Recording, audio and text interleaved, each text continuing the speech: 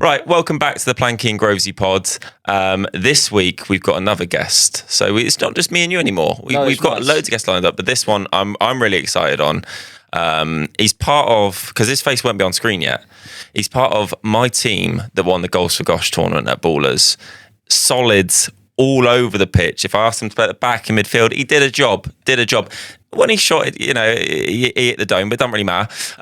Gave a penalty away. Gave a penalty away. But he's a massive member of the Goals for Gosh family. You've probably seen him on TV as well. Grovesy, have you got anything to add? He's a Man United fan, unfortunately. Oh. Great torso. Great torso. Yeah, great legs. Great. It is none other than Ron Hall. Ron Hall, yeah. There he is. Thank Now you he's for on having screen. me. No, first of all, how's life? How's things? Good. I'm still on the buzz of winning the Mighty Cup. Yes. Exactly. And Should we give it a little did bring it. Well, I say brought we. it home. I said I brought it. And also comment on that penalty, like that wasn't a penalty. He's diving. I can't stand this modern day football. Too many dives. AB, we've seen the TikTok. It is utterly embarrassing, and I'm calling you out to come on this pod because I'm just going to embarrass you for an hour talking about how much of a cheat you are. Yeah. But Got in the refs here as well, didn't they? cheaters never win, do they? No. Because we played fair the whole game, allegedly. Yeah, allegedly. What are you up to at the minute then? What's wrong? God, what is new? It's a bit of a weird one because, like, I think it's changed so much over the last couple of years. Where, obviously, being on Love Island 3 years ago, and then All Stars last year, I was massively in the world of social media. Yeah. Like, go to all these events, you're just thrown in, and it's chaos. It's like enjoyable to begin with, and all this sort of stuff. But then I've kind of like taken a bit more of a step back because I feel like when you find what you want to do, and when you find yourself in this space, you don't need to force yourself to go into every event or go into this, that, and the other. So I do keep to myself a lot. Like, I don't see many other influences anymore, which is quite nice because I'm not a fan of the world, to be honest. That to be fair, I've always got that thing. I remember the gala we had. Me and you spent some time Black before. tie. Yeah, Oh, how good was me that? and you spent some time before that, and I've met and have been friends with quite a few people that come from Love Island, but there was a real difference about you. You didn't really want to be known for that is what Ron Hall is. That is who Ron Hall is. Yeah, it's weird because I feel like with Love Island, call it what it is, you get a stain. Yeah. And I think for girls, it works really well. For blokes, sometimes it's like, oh, that stays with you for a while. So you're known as this person who's like topless on TV and like chatting to girls, and it's like hopefully you get your personality across where people actually really like you, which I was actually quite lucky where people do, which is really quite nice. Then after that, you kind of, right, what do I want to do with this? Firstly, how can I monetize it? Because that's, if we're being plain and simple, that's what it is. Yeah. But for me, it was how can I enjoy the experiences that I wanted to do? And Gosh has been probably, and I'm not even saying this because I'm on it, probably the most memorable thing after the whole 3 years that I'll take forever. Even me dipping out of social media, which will happen at some point. It's hands down the best thing over the last 3 years. Doing charity matches for Gosh and all others, but I think playing football with people that you've grown up watching on TV, enjoying it, because I stopped playing football when I was 21. Yeah. You get a bit of love for the game back, like playing. So yeah, you have the stain of Love Island, but then I'm like, right, well, I want to do the experiences that I want to enjoy it. And then once I've had enough, I've stepped away from it all. I barely post. I barely do anything unless it's like an ad or a brand thing, because it's money and it's something that I actually enjoy doing.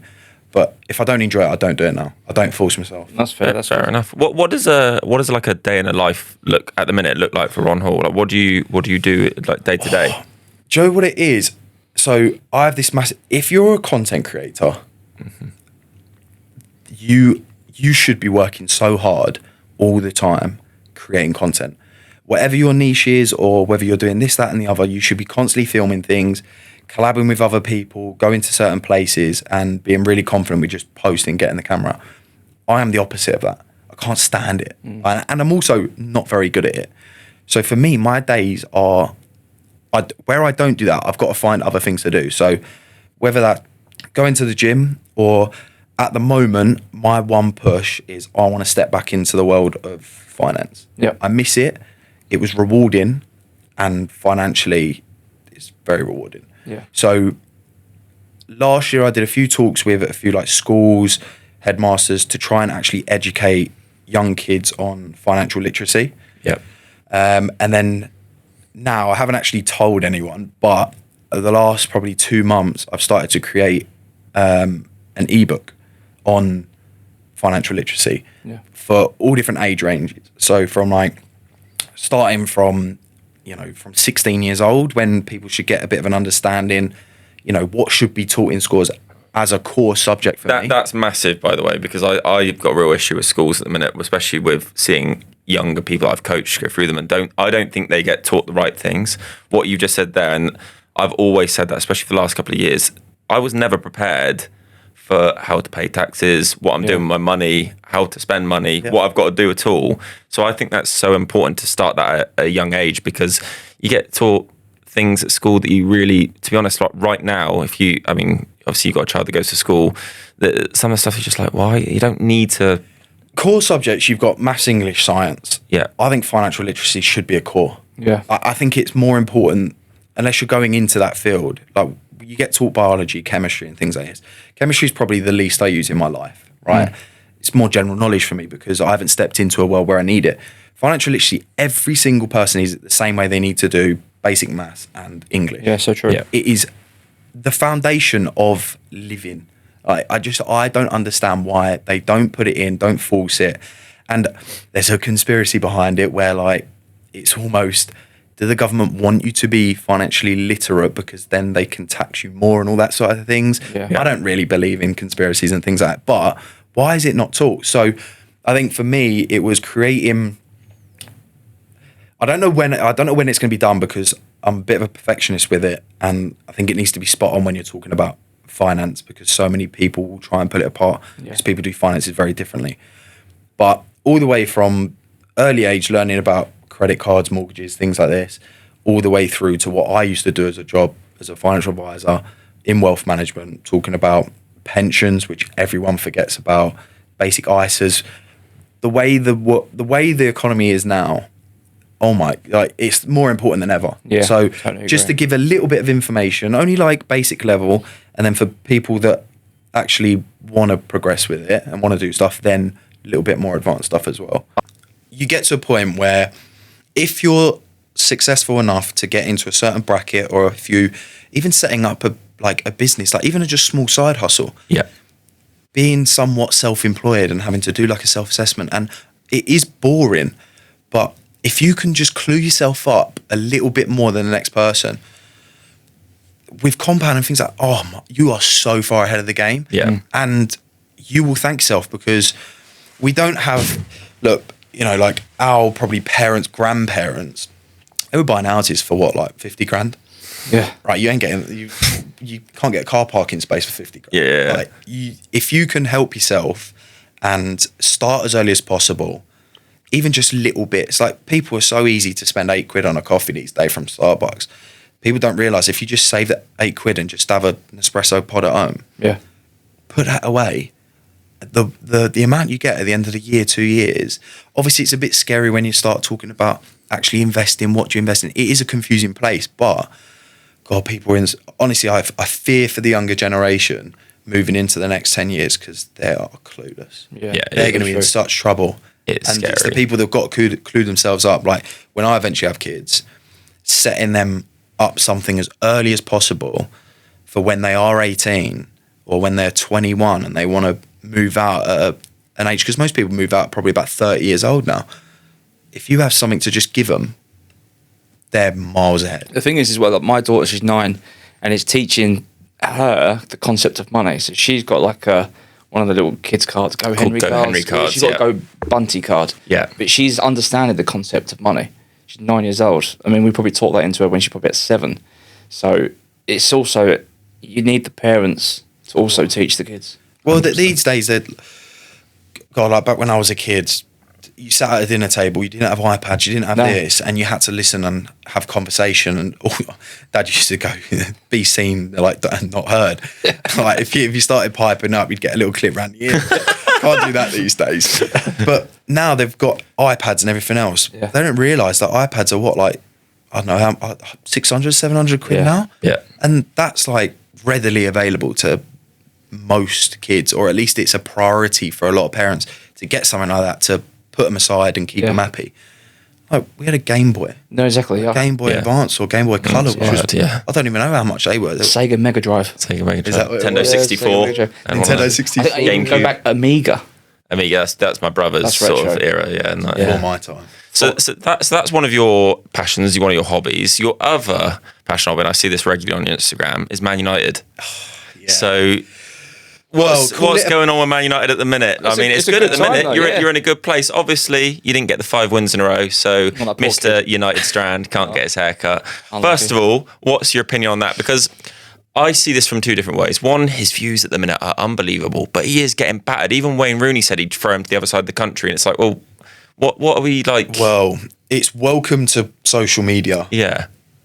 When you reach a certain amount of people, and I think this is a lesson for a lot of people, not everyone's going to like what you're doing. There is always a difference of opinion. He's loving life because he jumped from 800,000 to 1.4 within the last month. Mad. Right? It's huge numbers talking about. And his engagement, which is the most important thing rather than followers, he's getting hundreds of thousands of likes, shares, all sorts. Brands will be on him, and he'll be charging 5 figures, potentially 6 figures for the haircut if he gets the right brand. Insane. 2 ways. You've got, yes, it's a bit of a gimmick towards United. Like, we should be talking about United and not him. But social media, we live in a different time now. Get on with it. Like, grow up. But if he does get the 5 wins, he needs to be thinking, where do I go from here? Exactly. What's my next challenge? Because do you remember, did you ever see, I can't remember his name. It was like Liam, I can't remember his name. He like walked to Ocean Beach. Yeah. Flip-flops. Yeah. So that gained him his first thing, right? It was insane. Like, it was great. Massive engagement, got brand deals, all this sort of stuff, good money from it. But once you do it, he then had to reinvent himself to go, right, what challenge can I do now? Yeah. And I think he did it again. I think Wayne Lineker asked him to come back or whatever. Is that like the hardest geezer who did the one he ran Africa? That's it. Is that like similar? Like, what do you do next? Like, it's kind of like a Gen Z version. I'll go to O Beach. Right? I'll tell you what, running the length of that, like, or was it the length or the width? Was it the length he ran? I think it was the length. That is the whole. Yeah. That is not normal. Like, how do you even? It's insane. How do you even do? Well, you're a runner. So. Well, I used to be. I just turned up to 6 marathons. I've not trained once. Completed 6 marathons. That's insane. I've completed 1, so I need a little bit to catch up on you, aren't I? Yeah, I literally just turn up. I think my preparation is pizza. I like it. But you do it for an amazing cause. Yes. Yeah. So well done. Well done, you. I'm really proud of you. Well done. And last time I was Batman as well. You were Batman. I was Batman. I'm very proud. So Ant cut his hair. He's sort of relevant. But United at the minute, it's a very different place to how it was. But I've seen a post that United have invited him down. So United are even pushing the kid. He's been in Old Trafford. I can't remember what players. Probably like Bruno, and I think he might have been with Carrick as well. He was with PK the other day. Yeah. They're even pushing him. I think it's because it's big on social media, like marketing. Because like the clubs sort of now look at I think it's called Finalysis on Sky Sports that Gary Neville sort of has a part to play, and they're getting content creators more and more involved. They can stick to football. They've got their own like bit on there where they're getting, because they know they bring in the real numbers now. Like the view count is insane. I mean, like I said, even my TikTok was 650 million views last year.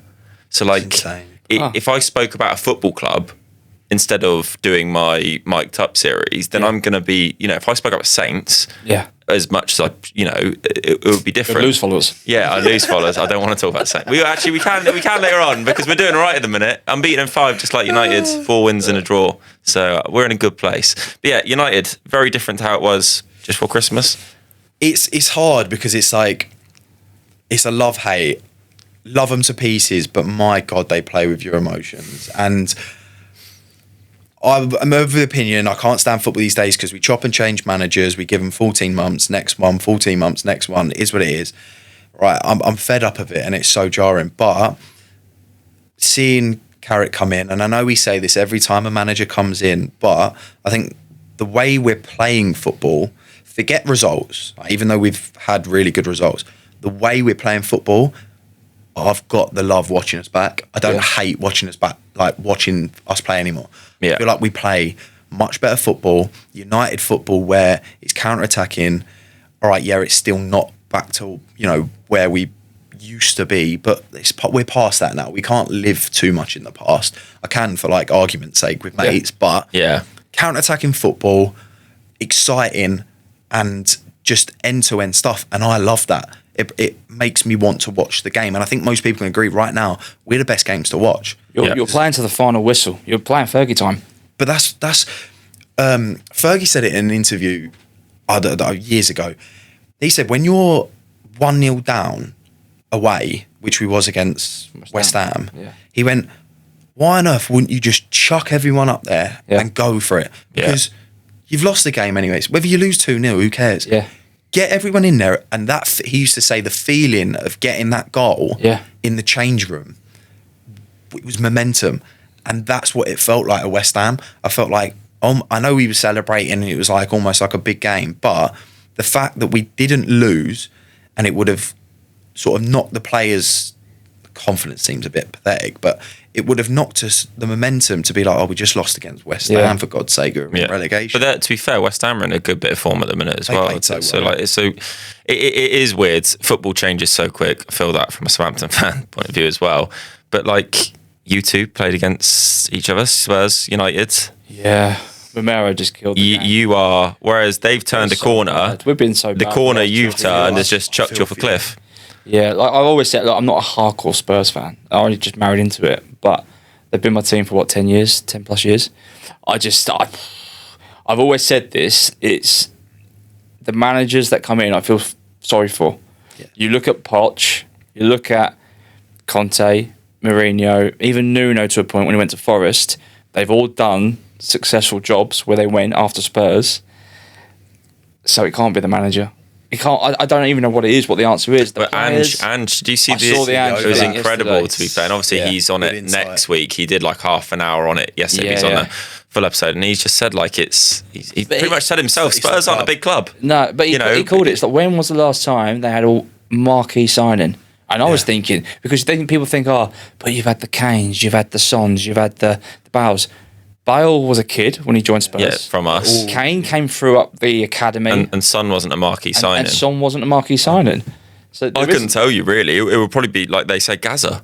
Yeah. Gaza's genuinely I couldn't tell you who. They spent the Bale money in the wrong way. Yeah. Like Modric wasn't a marquee signing at the time. They said Kyle Walker, which again, he grew with Spurs. Yes. So he wasn't because they was always worried about profit and Levy or whatever. The problem is with Spurs, and like most of my mates are Spurs fans, and it's so great, but we say big six, but I mean, Andrew said it perfectly. They're not a big club. They don't have the history. They don't have the winning mentality, and they don't have that in their club. And the culture of football clubs has changed, and United had it as well, where it's not necessarily the manager's fault anymore. No. Mm. It's how the club is run and the culture behind it, and even said, like, there's the joke. We all say, it's very Spursy. He said, Spursy. And, like, to hear the manager actually confirm that's actually a thing within the club. Well, he said that Daniel Levy went up the day before the final saying that I've been in 7 finals and semi-finals and lost them all. Yeah. Like, I think that was a bit of a boost. Like, well, it's a weird boost, that, though, isn't it? It happened, though. Beat United, didn't we? Yeah, but... Worst final in history. Where's the worst? Well done. You are champions of Europe. Yeah. If that's what you want to call it, that's fine. So, Let them have something. Yeah, we'll let you on Sky Sports last night, Richarlison shared Ange's clip about not being a big club. So that's kicked off. Oh, really? Well, yeah. I just think it's a mess. We had Jamie Kenner on last time. We spoke about is Frank the right person to take forward, and you both pretty much said it's not the manager. There's bigger problems. Everyone was excited when Frank came a month later down the line, not even that, I don't think it's been a month since Jamie was on, he's gone. You've got to start again. Yeah. He did have a stinker, though, like the Arsenal Cup of Bournemouth. I mean, what is that? Oh, yeah, he did have a lot of stinkers. I'm not gonna, and that result against Newcastle, bear in mind, Newcastle aren't a good side. Well, we called it. I said to you, didn't I, on the phone, that if he doesn't win, he's gone. Yeah. And I thought we should have won because Newcastle were in bad form. I've been in bad form. But Spurs' home form's been... But who are you taking then for Tottenham next? Well, I saw last night Robbie Keane's been linked, but I think they've spoke to him. I think he wants a permanent job. They want to give it as an interim, but I think he's managing somewhere in Hungary. Did you see? Sorry, did you see some of the shit I saw? Like Tim Sherwood on Sky Sports. Somebody said the other day, and I answered it. They said, "Who's coming in?" And I jokingly went Ryan Mason because that's what Spurs would do. Yeah. They'll get someone like Ryan Mason to the end. No offense to Ryan Mason, lovely bloke, never met him. Shit at West Brom. Okay, but he's done 2 spells at Spurs.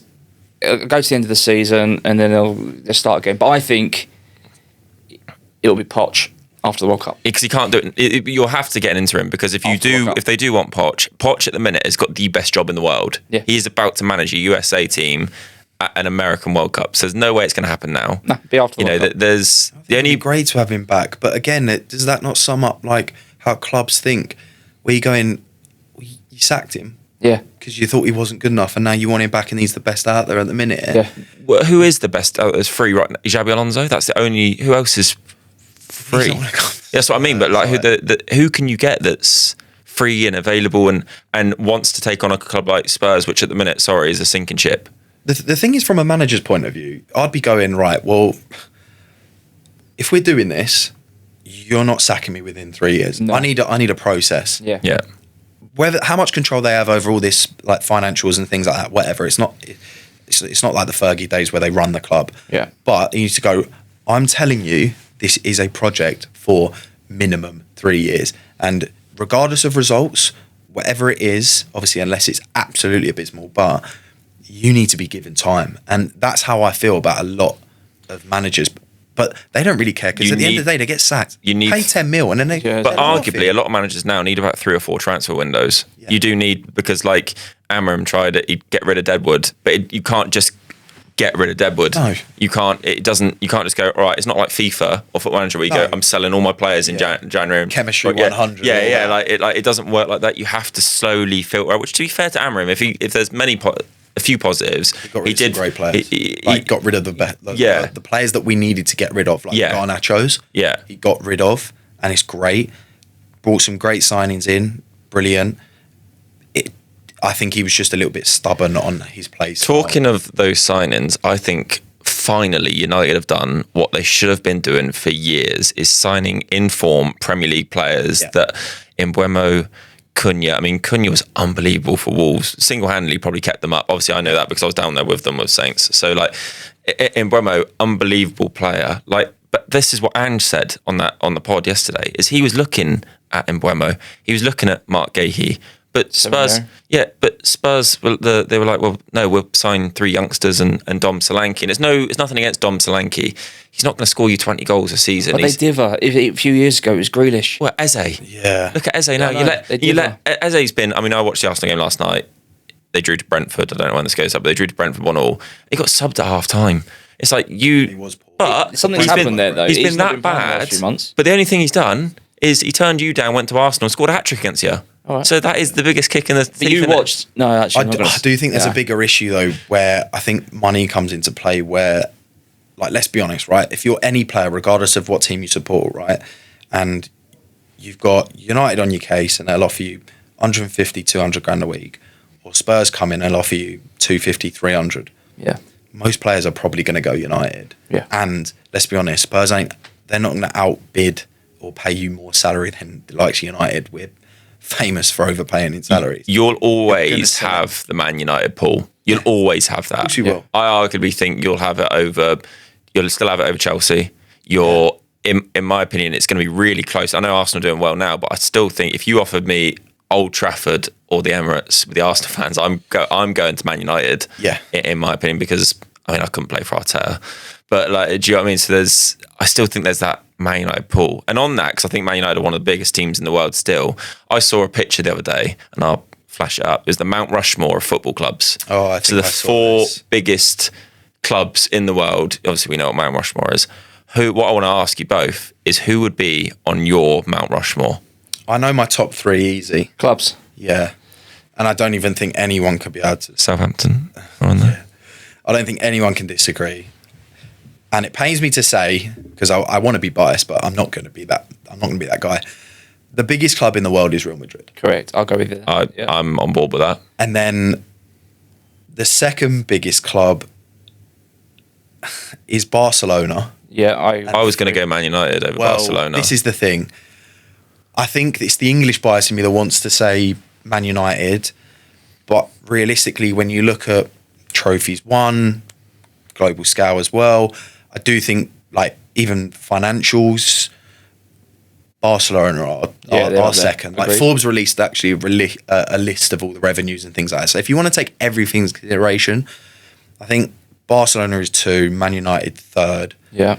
4th is up for debate because you start introducing like Bayern Munich. I saw Italian teams mentioned like AC Milan, Inter, Juventus. I'd say it's Liverpool because of the trophies they've won, the club, the history. So we're going 2 Spanish teams too. So what's yours then? So there's the 3. Who are you putting in 4th? It would be between Liverpool and Bayern Munich. I think English buyers would want me to put Liverpool in there because of their history and what they've won in terms of trophies. But when I look at Bayern Munich and what they've won and their history, because I don't know as much as I know of Liverpool as I do Bayern, I think Bayern, when I look at what they've won and everything else, and I know it's a different league and, blah, blah. I'll put Liverpool in there because of English bias, but I think Bayern's close to it. Yeah, I agree. Okay. I agree. Bayern's close. I would go Real Madrid, Barca, United, Liverpool, and Bayern is in and around. Italian teams, they've got great history, but they're not as... Yeah, no, I don't... Recent, they're falling off too much to put them in. I don't think anyone can disagree with those first 3. I don't think anyone can disagree with the Real Madrid, Barca, United. I don't see how you can. I think Liverpool will argue that they're like 3rd or 2nd. You know what their fan base is like. Well, yeah, deluded. So, yeah, if you're a Liverpool fan and think you're a big club than United, Barca or Real Madrid, then why did Trent go to Real Madrid? Do you know what I mean? Why did your best players go to Barcelona? We'll bring Trent and we'll ask him. Yeah, well, Coutinho went to Barca, Yeah. Coutinho went to Barca. Rashford. Trent went to... He's on loan, isn't he, Rashford? Yeah, Rashford didn't go to play for a big club, did he? He went because Amorim hated it. Yeah. Yeah. Cool. That's a good chat about Man United. Where do you think you're going to finish? I think we're going to have a strong finish from now on. I do think we're going to get 4th. I don't think we've got it in us to be 3rd. I just think it's going to be so tight. I think we're going to finish 4th. Do you not see Villa faltering a little bit at the minute? Do you not think you can just catch them? I do, but I think we're also going to feel the pressure of that, and I feel like we'll drop a few. Then I think Chelsea will have like a flurry of games. I just think it's going to be between Liverpool, Chelsea, Villa, United. It's going to be like that. Yeah, it's just going to be changing those all until the end of the season. It's kind of be potluck on who can finish the strongest. Yeah. So who's going to win the league? Because I tell you what, that win against Liverpool, Man City, that's given them a hell of a boost. Yeah. Then Arsenal dropped points last night. Man United brush away Fulham. Man City, sorry, brush away Fulham. I do. The thing is, all my family, like you both know my dad, like, they're all Arsenal fans, right?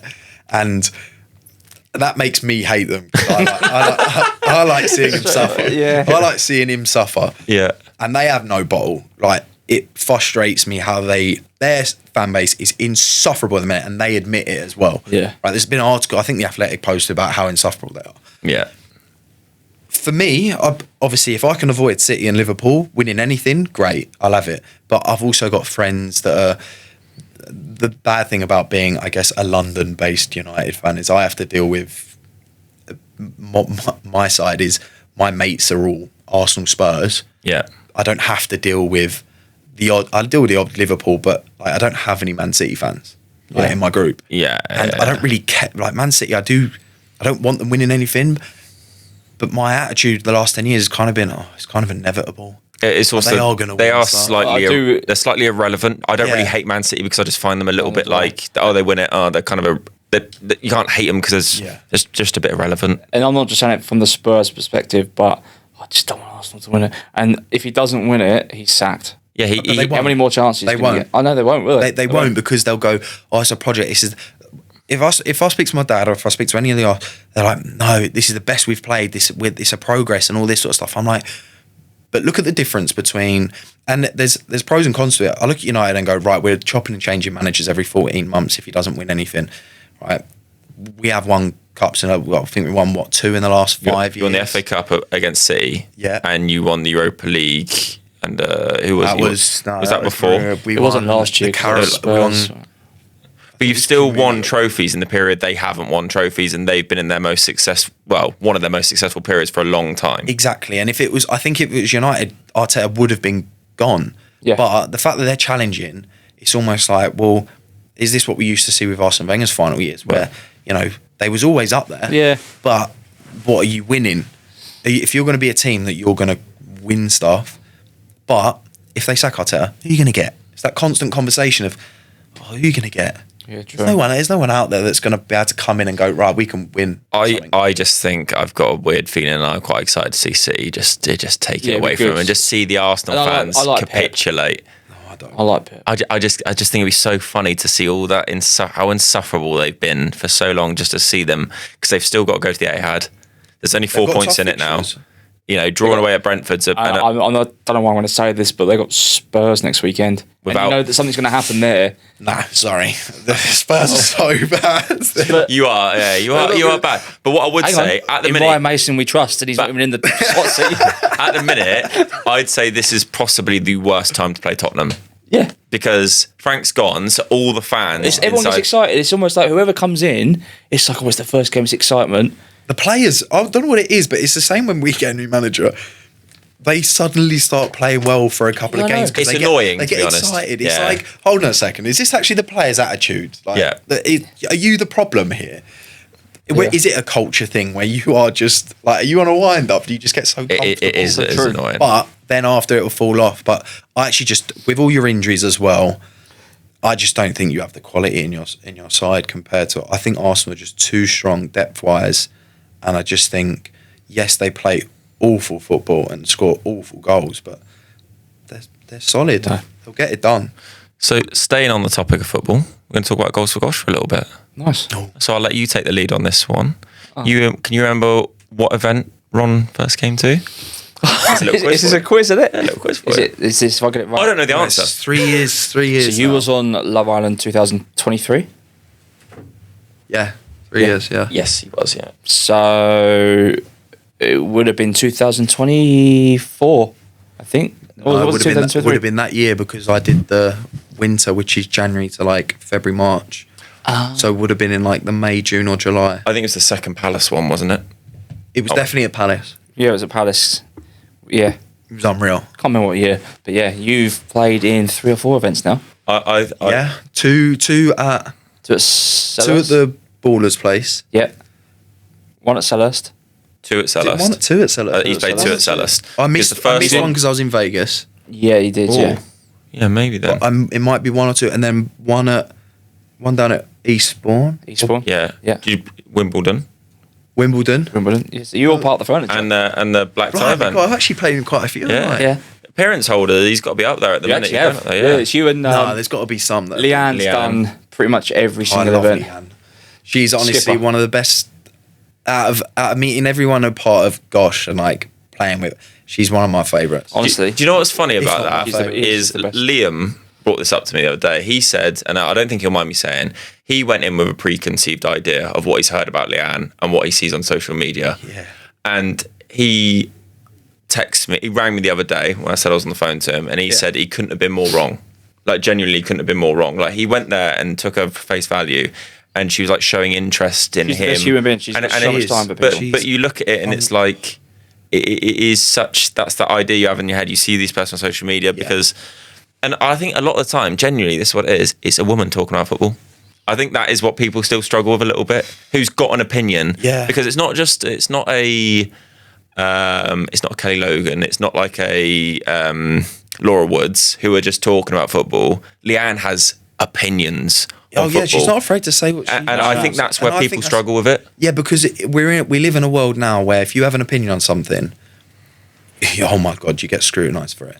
regardless of the opinion. It could be a 50-50 opinion. You're going to get scrutinised. I hate the world we live in because of it. And Leanne's... She knows that stuff, though. Yeah. She knows that stuff. And it's not like... She talks the best game, but she speaks so with facts. Yep. Her analysis is great. She's brilliant. I wish I actually saw her more on... Like I know she does stuff for Sky and talk sport and things like that. I wish I saw her more on the men's game, because I think the people that they bring in, and I'm actually talking about, like, I can't stand Paul Merson.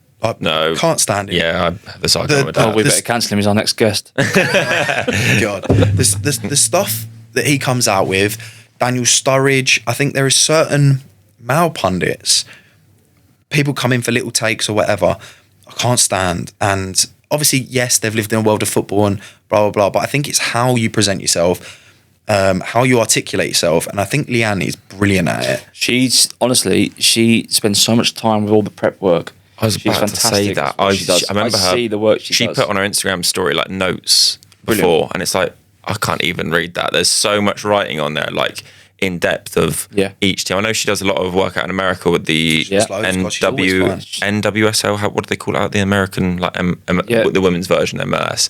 And she's very good at that. She does the Women's Champions League as well. Yep, she's literally just done 2 days in Belgium and in Madrid. Yeah, last 2 days. So she is, and that goes on to one of my questions in a minute. But yeah, obviously, Goals for Gosh. You said already you love it. What is it about the day? Because what I will say as well, when I started getting invited to charity matches, when I blew up a little bit on TikTok, is you use it as a self-indulgent thing. You use it as, I'm getting to play in these games. But the longer I've gone on, the more I've spent time with Grovesy, it's what it actually does for people. And you see the kids that come and... Well, Gosh is a really good one for me because I think it was probably the first one I did when I first come out. Yeah. And I didn't really know all this well. I was getting messages from all these other ones that do them every bloody week. Don't even know what causes they do them for. I won't call them out. No. Please don't. Yeah, you know. We know. But Gosh, for me, there's 2 reasons. Firstly, my cousin has a condition, complicated condition. Basically, food doesn't convert into like glucose energy, things like that. So he's got a really severe condition, can't speak or anything like that. He gets looked after by Great Ormond Street. Yeah. So firstly, it was like, okay, that's nice. So it's like something to do with personally, but also when I went, yes, there is the self-indulgence where you're like, oh, who can I play with? You know, what an incredible experience. Yeah. And I went on Love Island, and all of this was about experiences for me because I hadn't had any in my life. Mm-hmm. So this was a great thing for me to do. And then you get involved and you meet the likes of yourself and try, and you just think, I'm surrounded by amazing people who you do this, spend so much time, effort and work into it. People don't realise how much organisation, effort go into it. And it is such an incredible day when you see the kids. And look, I look at myself and I go, why are people asking me for photos? I still do it. And I'm like, why are people asking me to sign, like the balls and boots and kits? And why are kids coming after me and asking for basically every bit of clothing that I've got? Yeah. It's strange because I'm like, I'm just a donut from a reality TV show. But then you think, wow, what an incredible thing. Raising for charity. Yes, I enjoy the days. And I actually don't enjoy playing football too much. Like, I feel it, I'm too old for it now, where it aches, pains a lot. And I'm actually not as good as I used to be. So I don't really enjoy it as much. But then you go there, you're playing with all these people. And now it's become, I actually know so many of the usual players that are there. You become mates with these people. Yes, we don't catch up every week, but these events are great for that. And I don't think I'll ever stop doing them. Yeah. For those combination of reasons. It is like a little family, isn't it? The way I've said it, like I turn up every time, I see the same people, I have, catch up, conversations, and I would never cross paths with a lot of these people ever in my life. But yet, these people are the same people that will message me if they see something wrong with me on Instagram, and I'm like, but it seems crazy to me. But that's not the whole point. The whole point is to raise money for Great Ormond Street. But it is creating a family. We're creating a family with the supporters that come, the families that come. Yeah. They've got their support network. They've met families through Goals for Gosh, but the players as well. Like me and Charlotte, you know, we look at the players we invite, and we invite the players that we love, but B, they love coming to the events to support. Right reasons. But and everyone gets on, so we are creating a family within the players as well. And of course, we're always going to have additional players that haven't played before, but we know our core, and we know our people that we want to come back time and time again. And you're one of them. Thank you very much. You're part of the family. Very grateful to have been doing it for the last couple of years. Used to do 3 charity events a year, and it's by far my favourite in terms of consistency, days, everything else. I had one for the Spurs kitman, actually, Steve Jukes. He did one, and that was incredible, playing with some serious ballers. Like that was different level. Yeah. But it didn't have the family effect because I wasn't it wasn't set up like that. Yeah. You know, it has, as he's been doing it more years, but it doesn't have the family effect like that. And I think as long as it's a great day, as long as the people that turn up, especially influencers, they need to leave their egos at home. Yeah. Because social media, and as soon as people turn into influencers, my God, I don't know where they get this sense of entitlement. See, and we've had a few. Yeah. Maybe I see this more than others because I have to, even though I'm not the manager by face, it's all Mark White or Ian Holloway when I've done it. I'm the one that has to do all the subs. Yeah. So I won't say names obviously, but I arguably see it more than others because I have to take these people off that will then be like, well, I haven't had as many minutes. Tantrums. Yeah, we've had some big tantrums, and that's fine. But That's because just me. you can't take. What I would say is, no matter what, we always say it's a charity match, but then it turns very competitive very quick, Which is great. Which to be fair, look at the tournament we did. I took God, that quite seriously. I'm not going to lie because I'm like, we're Goals for Gosh. I want us to win our own tournament, and when you got Leanne on your team, there's no other winning mentality. There's no other alternative. If you're a sportsman, you want to win. Yeah. No matter what sport you do, whether it's a game of table tennis on holiday, if you're a sportsman, you want to win. Yeah, you have that competitiveness in you. And I think the days require that because otherwise it's just a little training match. People want to see good game. It was like that final. There was a little bit of nerves at one point, to be fair. When I was the penalties, I was just like, I actually kind of want to win now. Do you know what I mean? Like I was like, we have to win. It was a good tournament, and I still scratch my head that Roberto Carlos was there. It's mad. Literally the best left back in the world. Do you? Without doubt. Okay. Ashley I Cole was played just golf. about to say. I was going to say Ashley Cole. But you know what I mean. Yeah, no, I do know what you mean. different. To be fair, I loved Real Madrid and that era of. So I think you can argue that. Yes, I think you can, and I will back that because he's come to an event and Ashley Cole hasn't. Yeah. So actually, fuck you, Ashley. No. Yeah. I actually saw a really interesting thing on the whole football, and I don't know what it was. I saw someone on TikTok doing analysis of it. Now this could get a little bit spicy in comments, so don't come at me too much. There was a guy who was talking about, you know how we talk about the likes of, like I'm talking about the old players, like even Bobby Charlton, right? That era. Yeah. Pele. He went back and he had the clips of all the games. Yeah. And the standard of football was like, we know them as like some of the greatest players. But when you look at the football, you go, actually. I said to my dad, it was walking football. Yeah. Which is horrible because I don't want to take that away from. No. Obviously, my opinion doesn't matter, but I look at it and I go, actually, you're kind of right. But it's how far can you go back before the standard of football has actually got. I think when was the prime? I saw something. I think Maradona. They're safe. Maradona was in his prime. I saw this. Yeah. In this day and age of football, he would be the world's best player. Because that goal he scored against England, everyone was trying to chop him to pieces when he ran from the halfway line. And now, if that happened in this, he'll be getting free kicks left, right, and centre. It's a bit like he's Messi, untouchable, isn't it? He's the Messi was the closest to Maradona's play style and the way he would just get back down. But everyone's an athlete now. Maradona wasn't like a full-on athlete. You look at Ronaldo. I mean, you can take it back from me. I'm a Saints fan. So like Matt Letizia. So like, would he be able to play in the Premier League right now? The answer is no. Like the answer is no, but arguably, I mean, I can be biased to this one, although I'm not his biggest fan with his opinions now. Like he's probably got the best goal catalogue of any footballer ever. Very underrated player. Some of the goals he scored. I mean, it was on the Overlap the other day. They were like, "Who's got the best goal catalogue?" And Neville, Ian Wright. They're all saying, "Well, it's Matt Letizia," because the goals he scored, it's ridiculous. Yeah. But he couldn't play in the game now. I think only few players that we've like.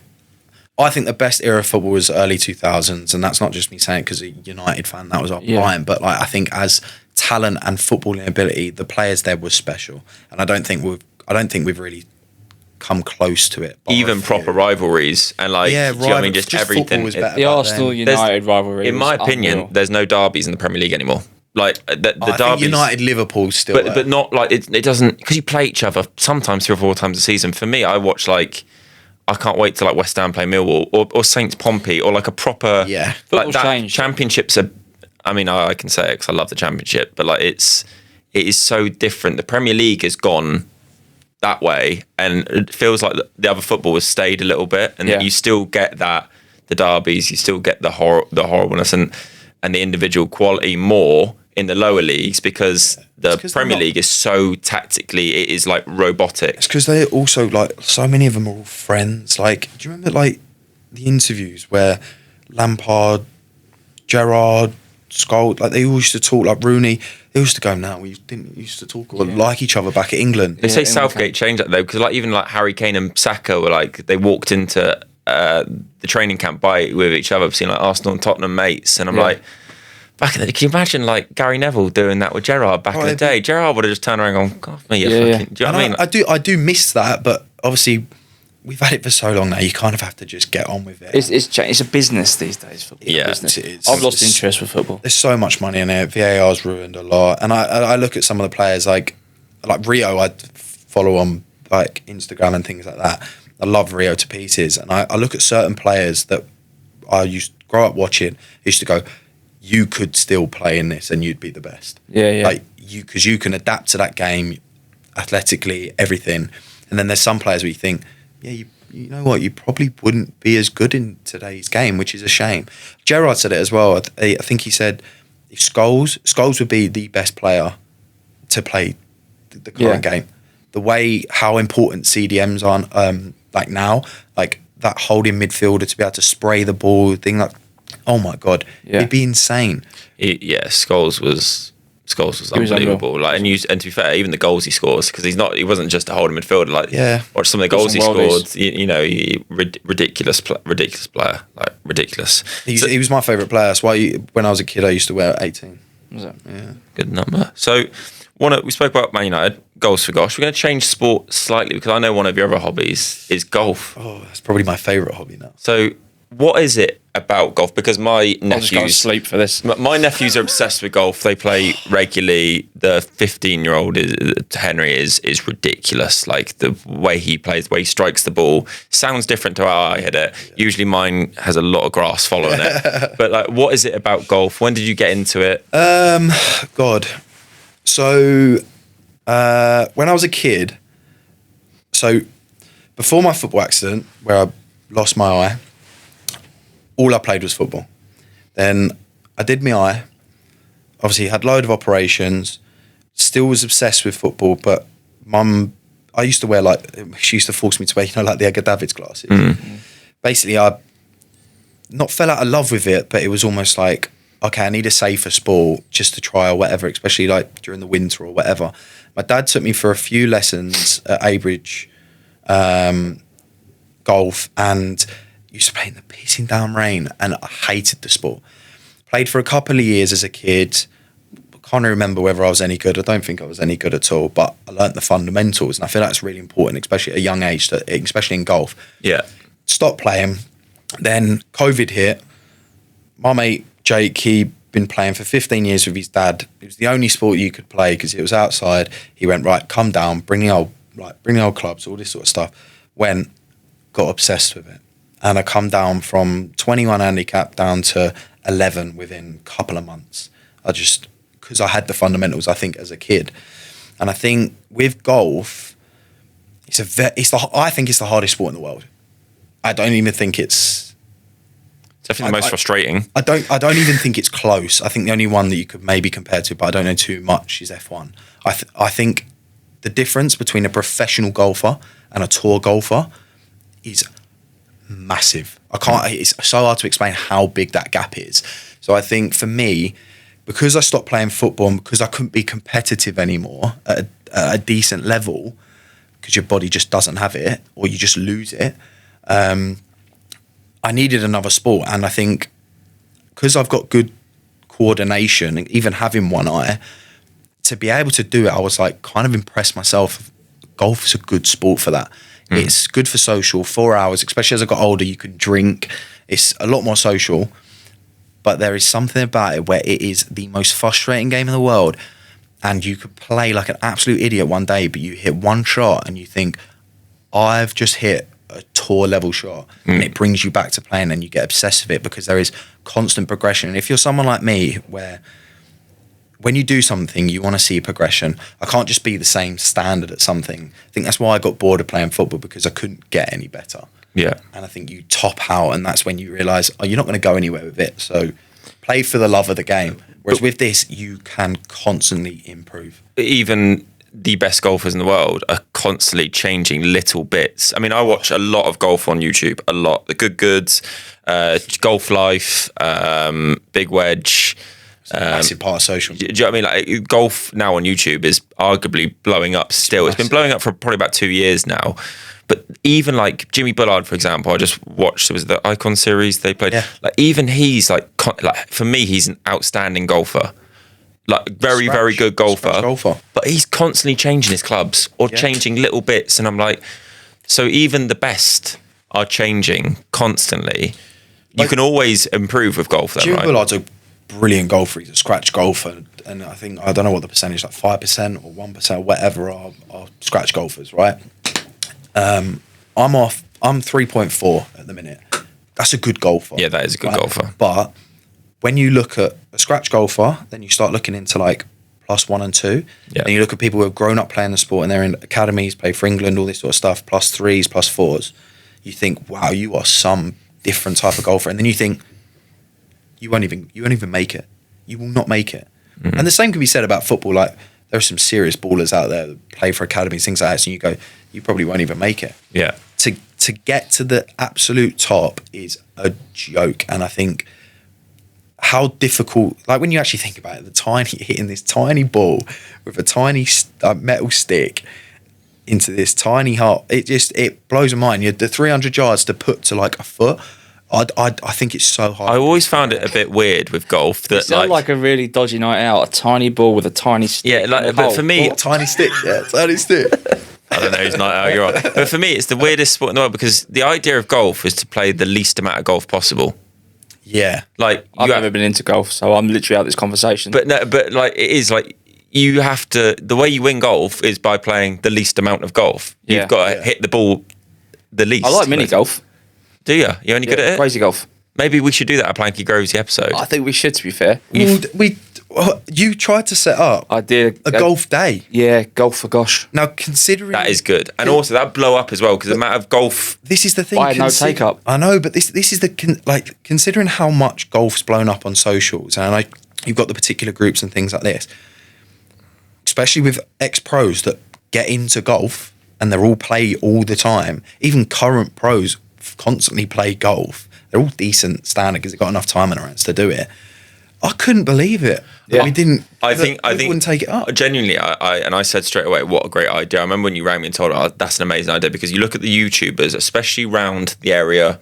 Surrey. So say you said, right, we're doing it in Surrey.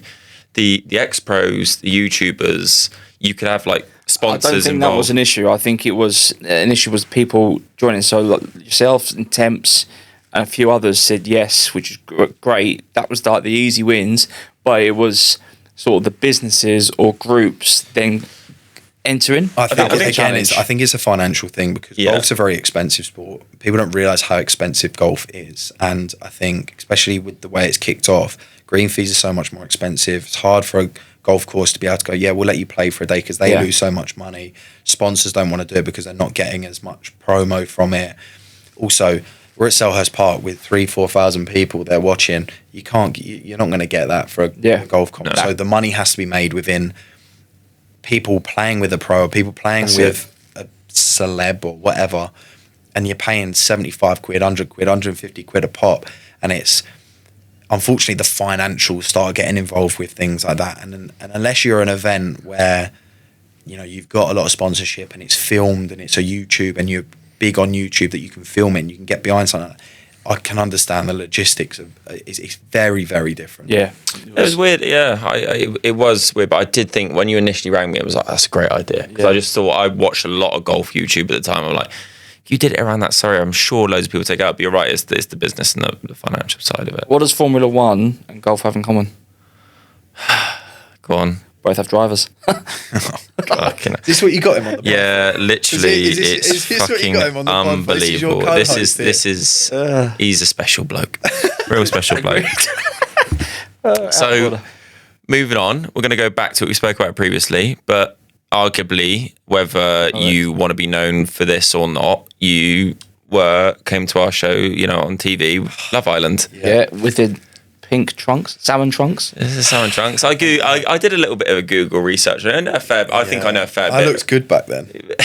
You look great now, mate. Yeah, you look great. Put on a lot of weight. Like, how was that experience for you? How did it come about first? Did you apply for Love Island? No. So, basically what happened was two of my mates tried to sign me up for it. Yeah. About 6 months before it happened. But when you sign up for it, you have to send a video of yourself to them. It's like a 1 or 2 minute video or whatever. You got two different ways. You can either apply it or you get scouted cast in pubs and stuff. Like the Ship in London. That's where a lot of the casting goes and all that sort of stuff. They go up and down the country for it. And they tried to sign me up.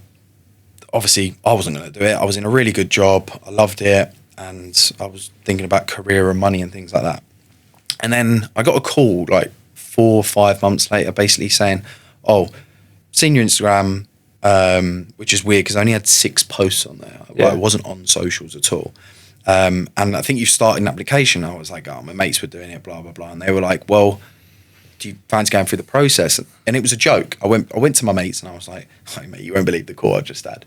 They were like, just do it, it'll be funny. Yeah. And I'm like, all right, I'll go through the process or whatever, thinking it's a small chance people get, only 35 people a year do it. So you think, what are the chances? Because 100,000 people or whatever apply, something like that. Yeah. Went through it, but I did think I've got a little bit of a advantage here because I'm like a token disabled. I'm not ideal for, it's true. In terms of companies and in terms of fitting a criteria, they have 1 a year. If they can find someone with a disability that's confident enough to be on screen, ticks boxes for them, and they won't admit it. But that's what it is.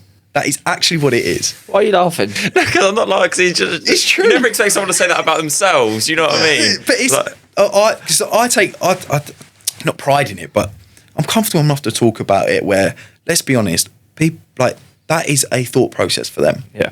And that is my advantage. And I've always tried. I live with it. I have to deal with it. So why not use it to my advantage? I think it's a great outlook on how to... So I was going to bring this up at a later point. I didn't know enough about you to bring it up. From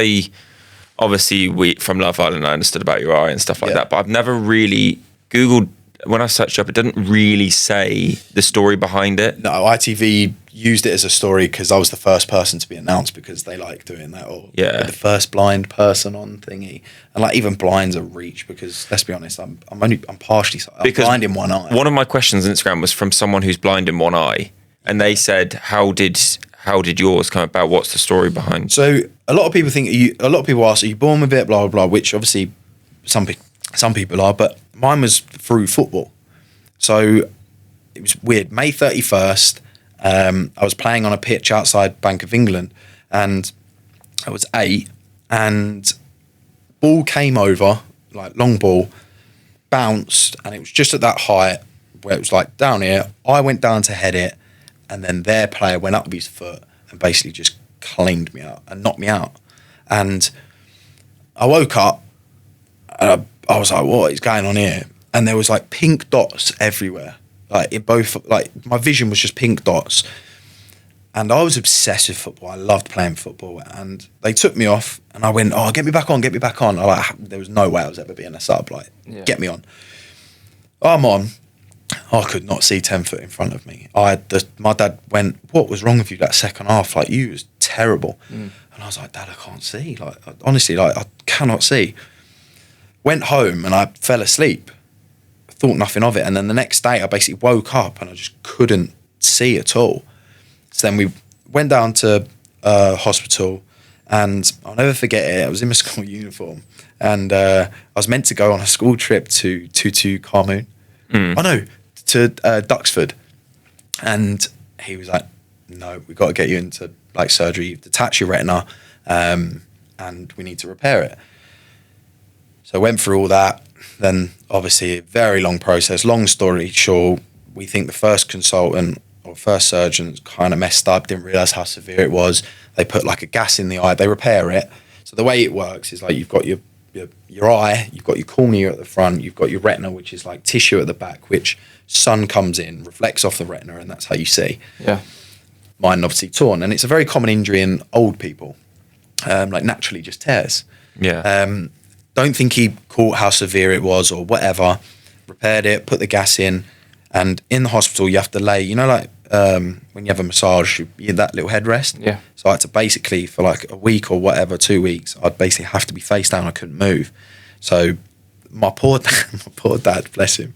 I can laugh about it now, but it was horrible back then.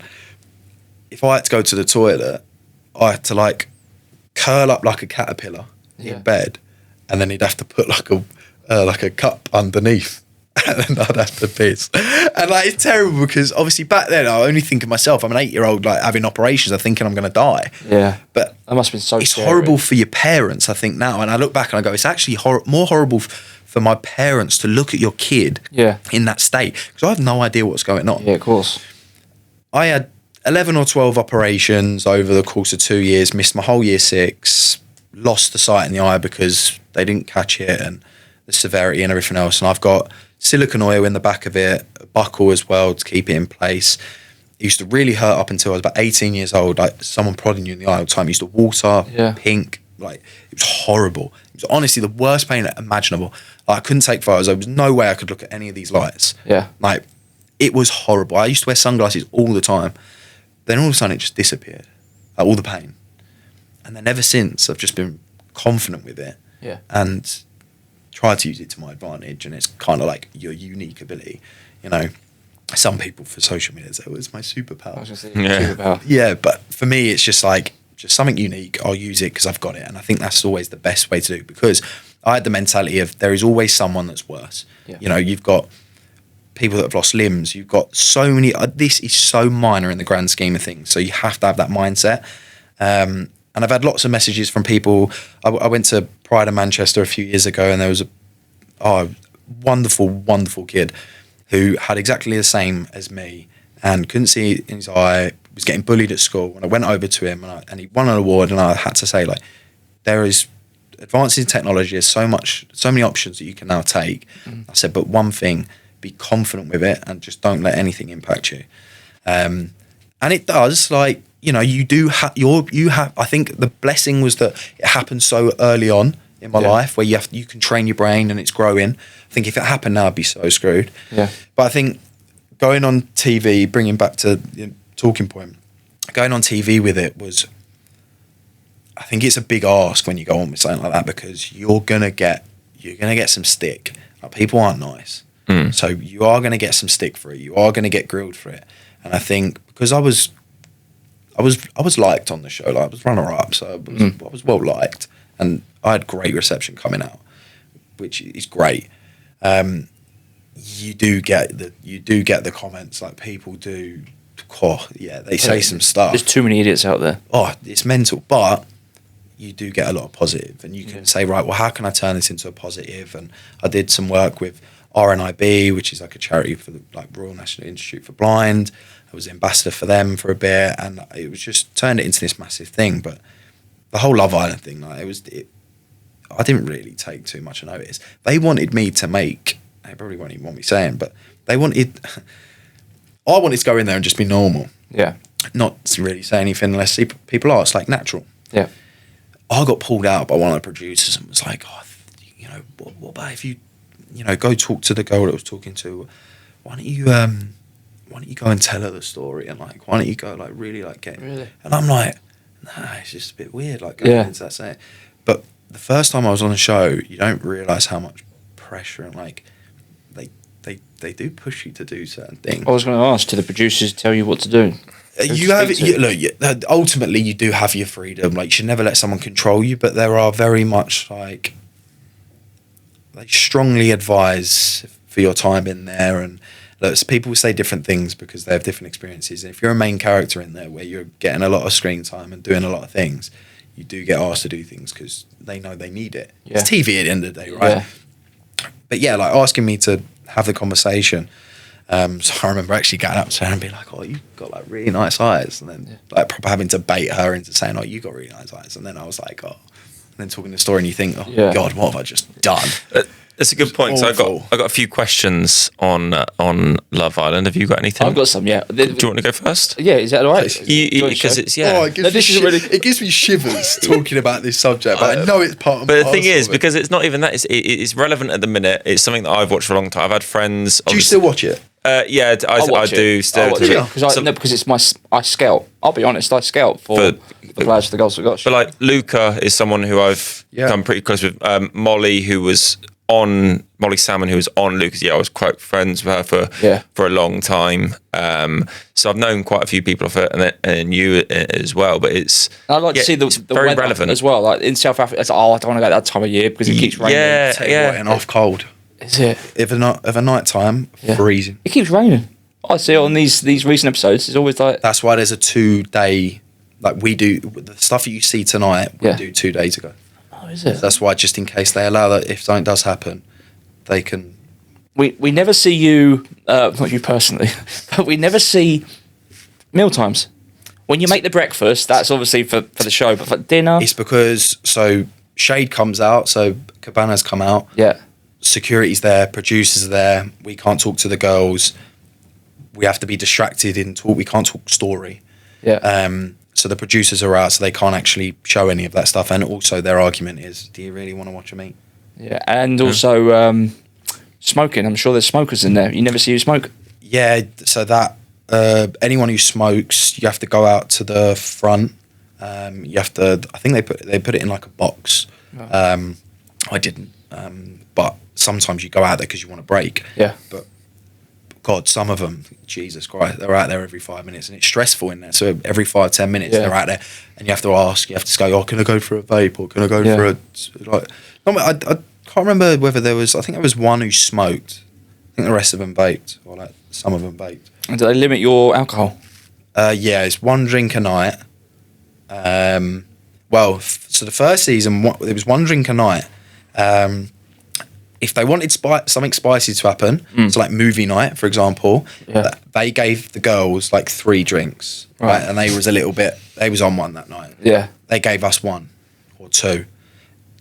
There was one day we went to like a beach, well, it was, I say beach club, it was by a cold river, but they'd set it up like a beach club. Yeah.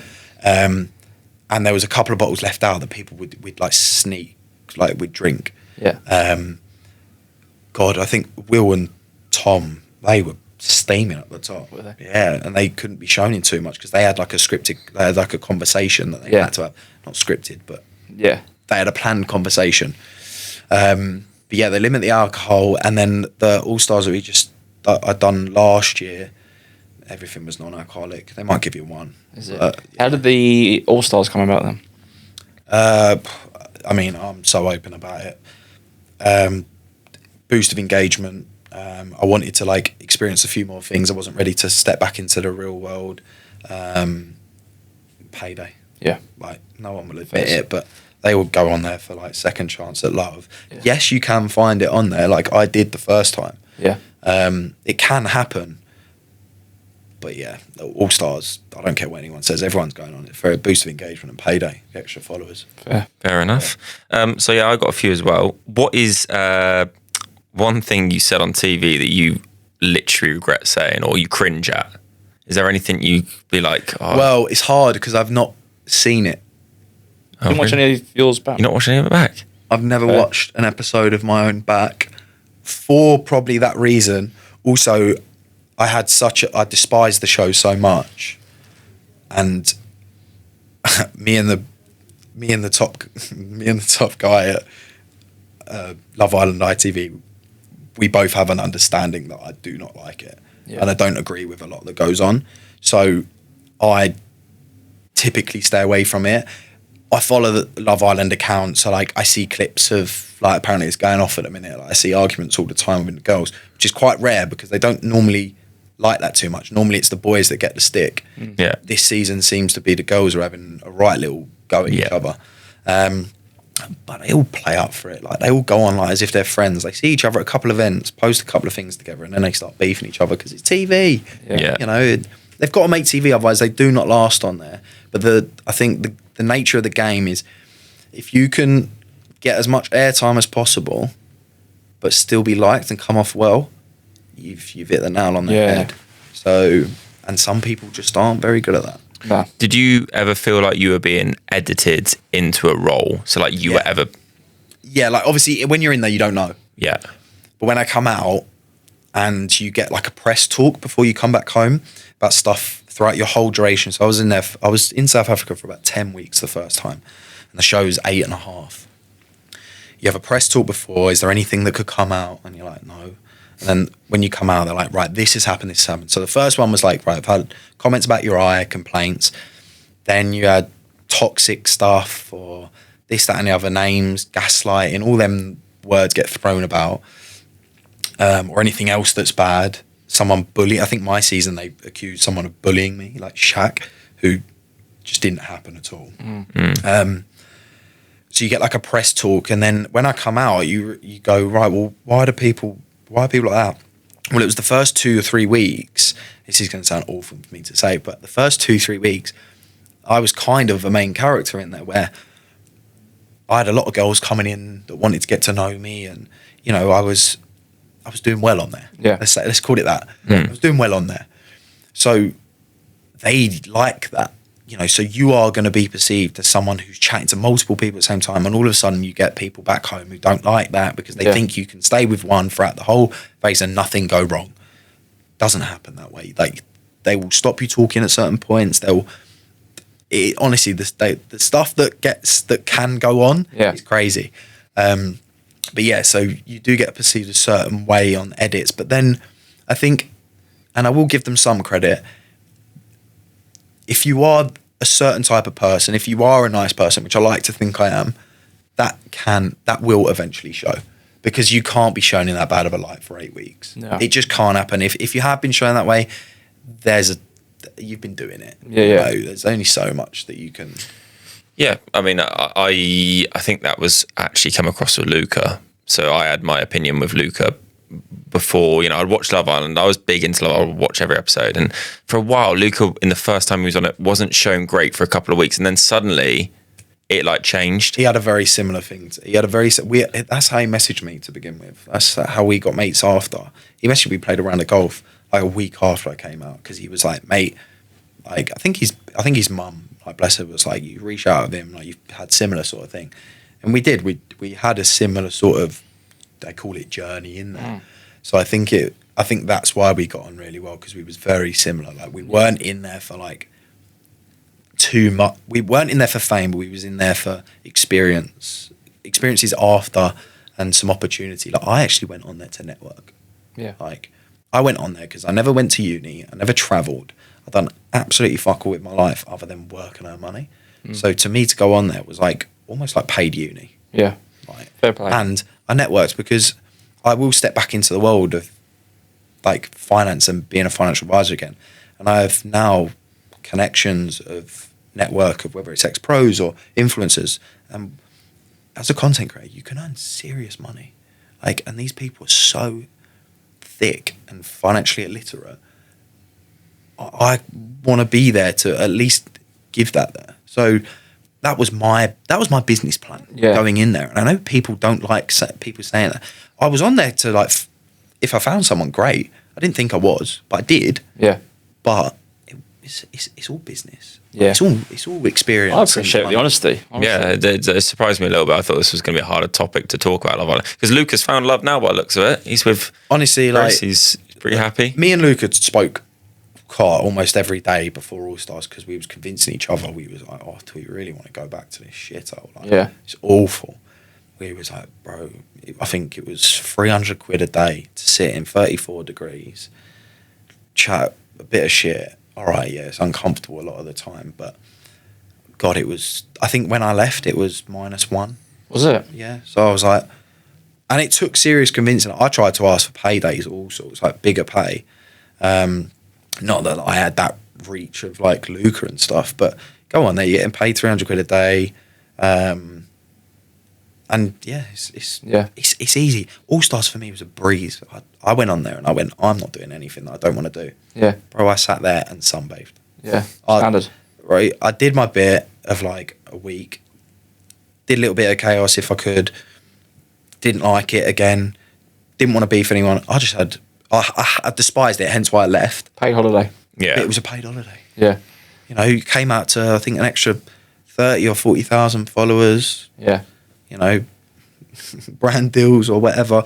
People don't want to say it, but that is what it is now. It's not like back in the day where you've got the legitimate cast that have genuinely, like, some of them are married with kids and it was like great season because it was authentic.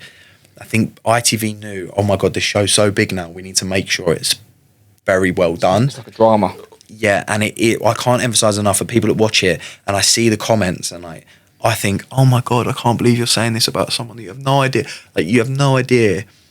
Yes, some people are horrible in there. Yes, I can't stand so many Love Islanders, but like at the end of the day, you click on their stuff. Yeah. You pay their bills.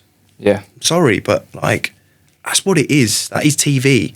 You know, you might hate a character in a movie or EastEnders, and you might hate them in real life. Yeah. Any of you watched Game of Thrones? Yeah. That Joffrey, whatever his name is. Yeah. Oh my God, he came out and he was saying people hated him because of his character. Yeah. But you're like, yeah, paying your bills, but it's just not nice because it's a role. Yeah, exactly. And I know it's reality TV where we're not a character, but we are. Yeah. Like, you all have a part to play. Yeah, it's so true, actually. It is so true what you're saying.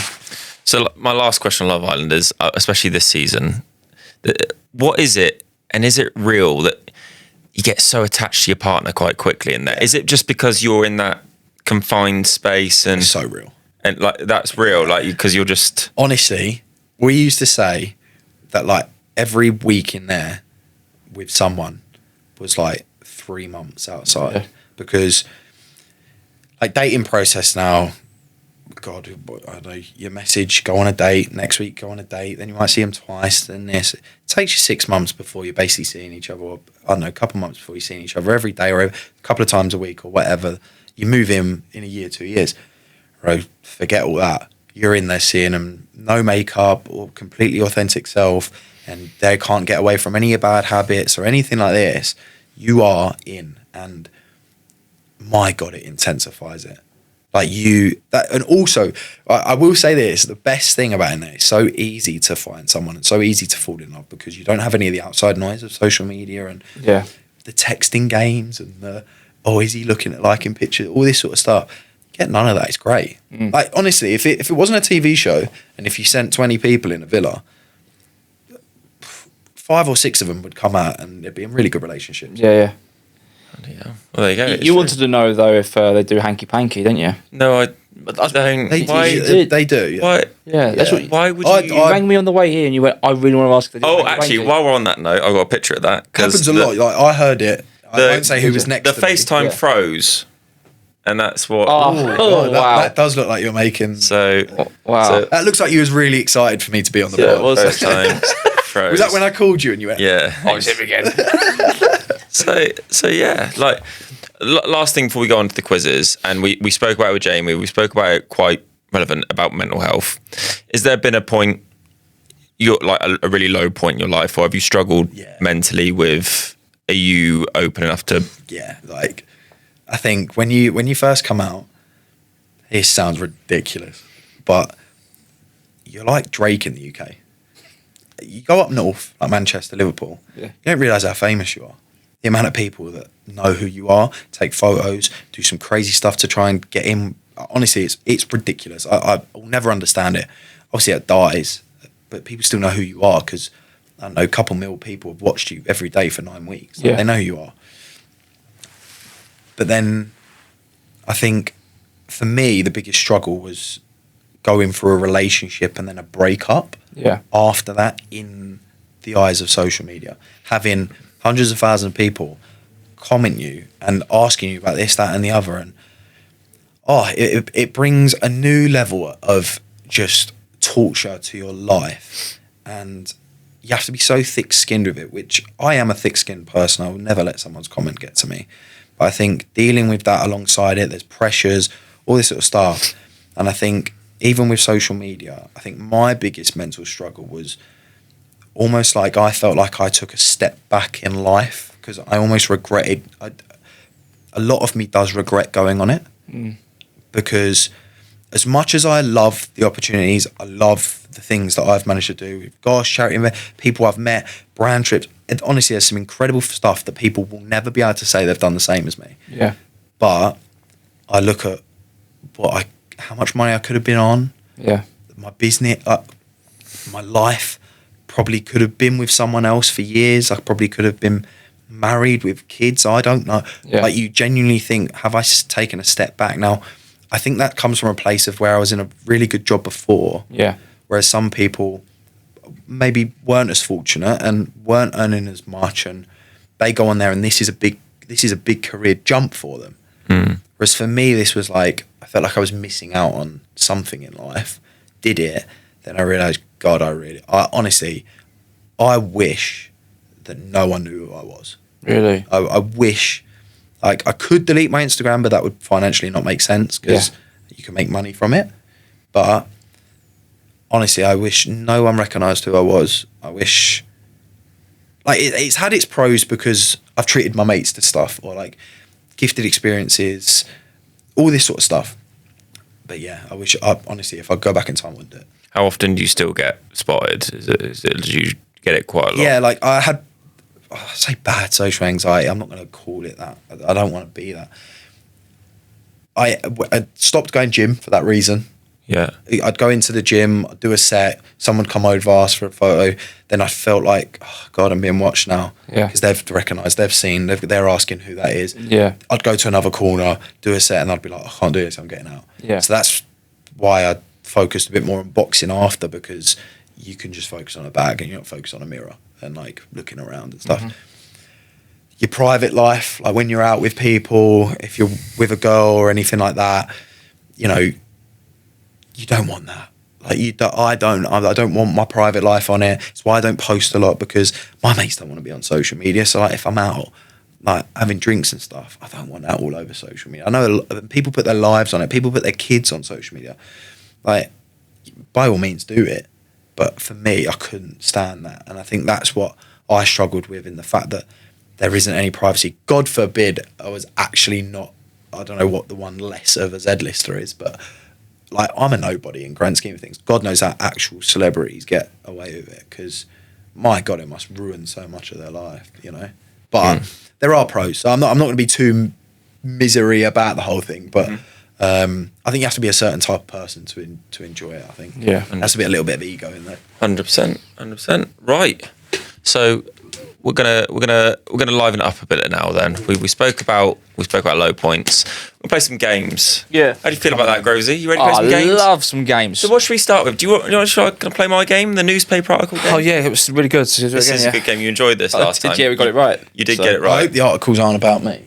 No, they're not. They're not. They're not. So basically, if you both get this correct, because it's a joint decision, Yep. £50 goes to Gosh. Oh, Okay. So we're a team. You are a team. Yeah, You are a love team. that. They got it right last time, him and Jamie Kenner. So just pre-warn you. Right.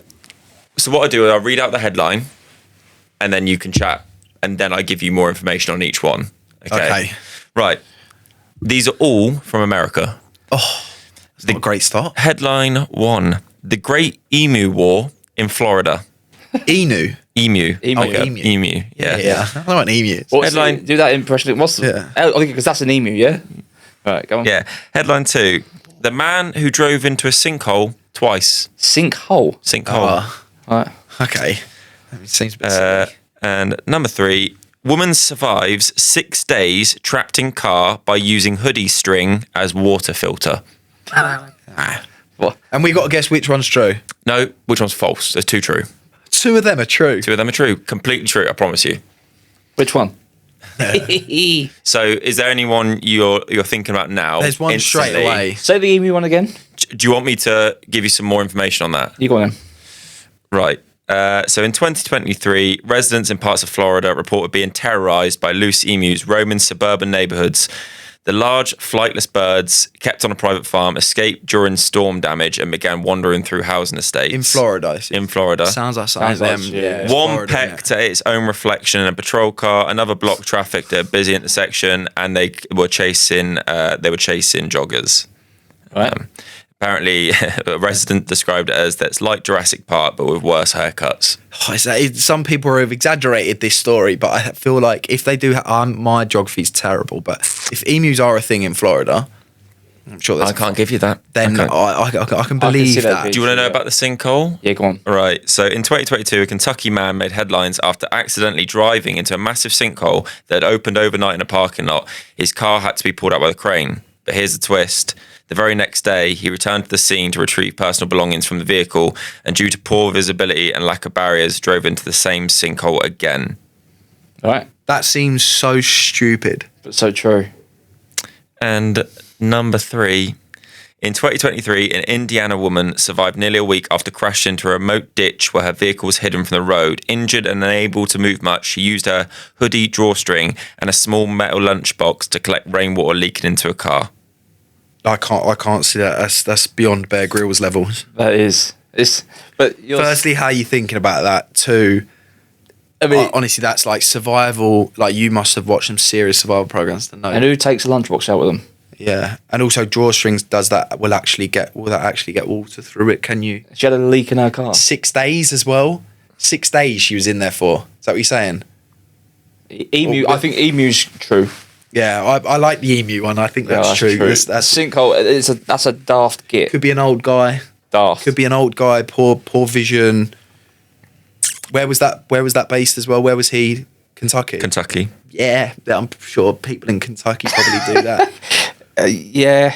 The thing is, George, if you don't want to give us any clues, you're just taking £50 off the charity. I think the drawstring one's too far fetched. 6 days, no water. Who takes a lunchbox out with them? I just think if right, so say you was in a car crash. Yeah. You're in a ditch. Yeah. Right. Firstly, how are you not getting noticed in 6 days? Yeah. I know America's bigger and things like that, so Yeah. whatever, and they're a bit behind. But I don't know. I feel like this is Emu. I'm not telling you don't the like answer. emu? No, I like the emu one. I'm not telling you the answer. I don't. Unfortunately, it's a game's a game. Ditch. I'll Ditch. take the money off the charity if I have to. What? the logical response is ditch. Ditch. But then that's making me think, it's not logical. George will talk about it. What are you going with? I'm gonna push you for an answer right But here. you make the call. No, because I'm going to feel bad if the money's not there. The charity. You do have other ways to create earn money. We just get your dad to pay for it. Okay, all right. We do have other ways to earn money. After All this. right, Ditch. we happy with ditch? Go for ditch. Right. So one of the true stories is the sinkhole. So that's a completely true story. The false story. It's not emu. It's emus, isn't it? It's the emus. It's the No. false story. I just thought that would be. The woman was trapped in for several days and did use her hoodie drawstring to collect water. Fair play to her. So yeah, the emus is a completely made up story. There is no organised emu terror spree, completely made up. Although Florida does have its fair share of bizarre animal escape stories. Yeah. See, I'm thinking, are we dumb for it's emu terror? Like, Yeah. are we dumb for not picking that? Yeah. So sorry to the charity. Sorry. He's actually laughing as well. You're out of order. I think that's bang out of order. Game's a game, unfortunately. Wow. Right, double on the next one. Yeah. Double on the next one. Snipe, mate. Right. So we've got a little quiz. Yeah. Got a little quiz for Ron now. So I'll cut this up. So don't worry too much I think about this. if you're stuck, I think we should call your dad. It's like, who wants to be a millionaire? Oh, all right. Put him on loudspeaker. God, I'm going to give him his moment to shine now. He'll love that. Cool. Right. So Yeah. each question Yeah. there is because you're going to earn money from the initial game. Yep. So that also will add up as well. Yeah. So we're going to do 5 questions. each worth £20. You can raise £100 in this quiz. Nice. One question about you, one question about golf, 3 about Man United. Okay. Fair enough. About me? Yeah, so one question's about you. I don't know how do I get it wrong? If you get it wrong, there's a possibility. I am willing to maybe give some clues. Okay. Question number 1. And remember, £20 for each correct answer goes to charity. Because I don't want to remind you two, but you have already lost 50 quid. So number 1, how many followers on Instagram does Ron Hall have? And I will give you to the closest 5. So, as in you can go from 5... Not as in... I was going to say... No, 5,000. Jesus Christ. Not as in 5,000. Not as in 5,000. As in like 5,000. So like you could have... Oh, okay. Do you know what I mean? So you go 5,000 either way. Yeah, Can I answer? Because I know. You know exactly, do you? Yeah. Yeah. It's your quiz. This is about you. It's not Grovesy. I think it's 344. 343. Bang on. 343. I had 342 in my head. So that is £20. £20. To the charity. Well done. Well done. Are you going to put a bing? Bing. Yeah, there we go. I'll do it. It'll be in the middle somewhere. Right, there you go. nice. Yeah, I lose about 1,000 a week. Do you? So yeah. 343. Most Love Islanders lose every week. Yeah. When I first come out, I was on just under 400,000. Oh, bloody hell. So you lose about 1,000. Also, it doesn't help. I post once a month. Yeah, that's fair. All right. Here's the golf question. Okay. I think Tee it up. I tee it up. Tee it up. What I want to know is... Should have made this number 4. No, I actually... Oh, yeah. Good. Oh, of course. I don't go right. If we get this in one, no, too far. No, okay, right. Just answer the fucking question. Rory McIlroy won the Masters. Oh, my favourite golfer. What I want to know, and you can hint it to Grovesy, but this is about you because you're going to know. Who did Rory McIlroy beat in the playoff to win the Masters? Is Nick Faldo still playing? Well, the reason why I've said it is because it's coming up to a day tomorrow. Oh, yeah, I'll give you a hint. It's a flower. It's coming up to a day tomorrow. Yeah. Don't know his first name. Rose. What's his first name? Justin Rose. That's another £20 £20. to the charity. £40. Someday that was. That's one of the best things I've ever watched in my life. You know what? Me and Izzy sat there and watched it. It was unbelievable. I was close to tears. Yeah, it was quite emotional, wasn't it? I would put that up there. And I know people are going to say I'm mental, but I would honestly put that up there with United like winning Prem. Yeah. That's how much I can see it though because like for the storyline, Rory's had a long with the Masters. I love him to pieces. I honestly I love him like a family member. There was beef. Was there beef? DeChambeau, yeah. There's always a bit of beef there, but it's not really. DeChambeau and him aren't. Yeah, DeChambeau and him aren't. Yeah. Best of friends, but like there's a bit to it. Yeah, but Rory deserved that win. He nearly choked again, but.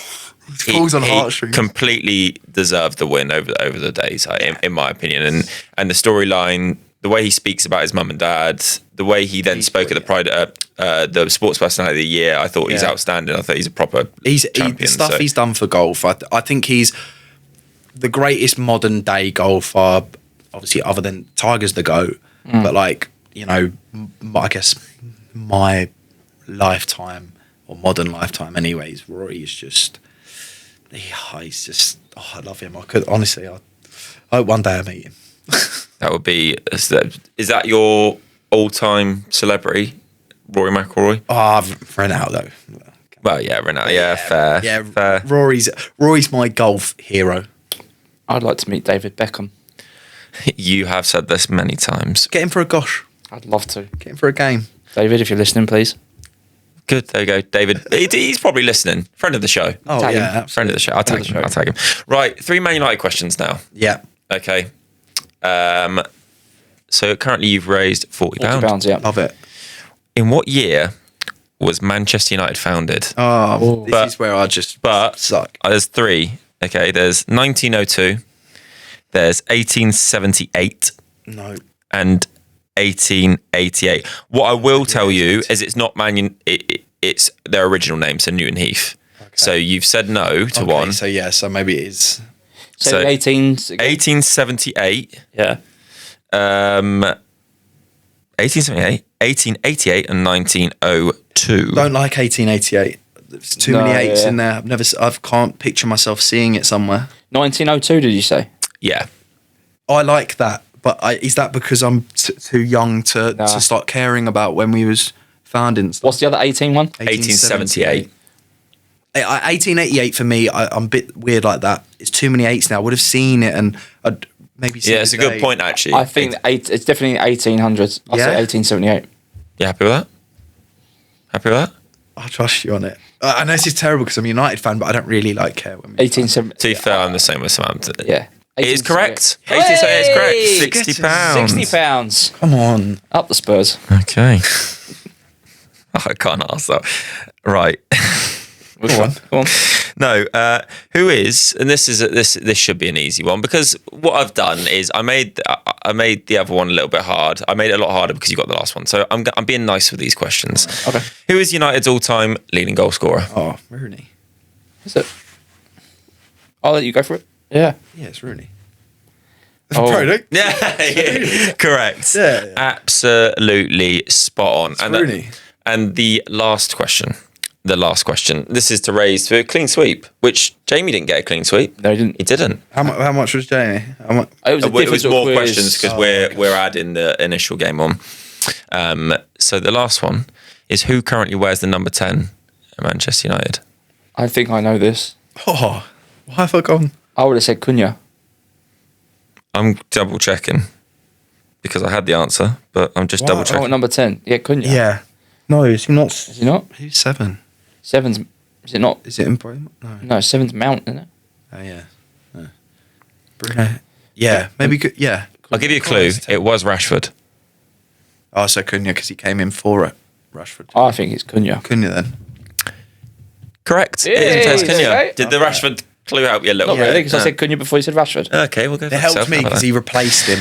Good. So that is a clean sweep. That is £100. Oh, I love that. Love to the charity. So well done. That's half from me. That's half from Our Game on Lock. sponsors, Game on Lock. Game on Lock. And you need to mention another sponsor. I will do. We'll play the initial game first. Is that okay? Yeah, sure. Good. So Grovesy is 1 win, 1 loss on the initial game. Jamie Kenner beat him 5-4. Yeah. He beat me 5-4.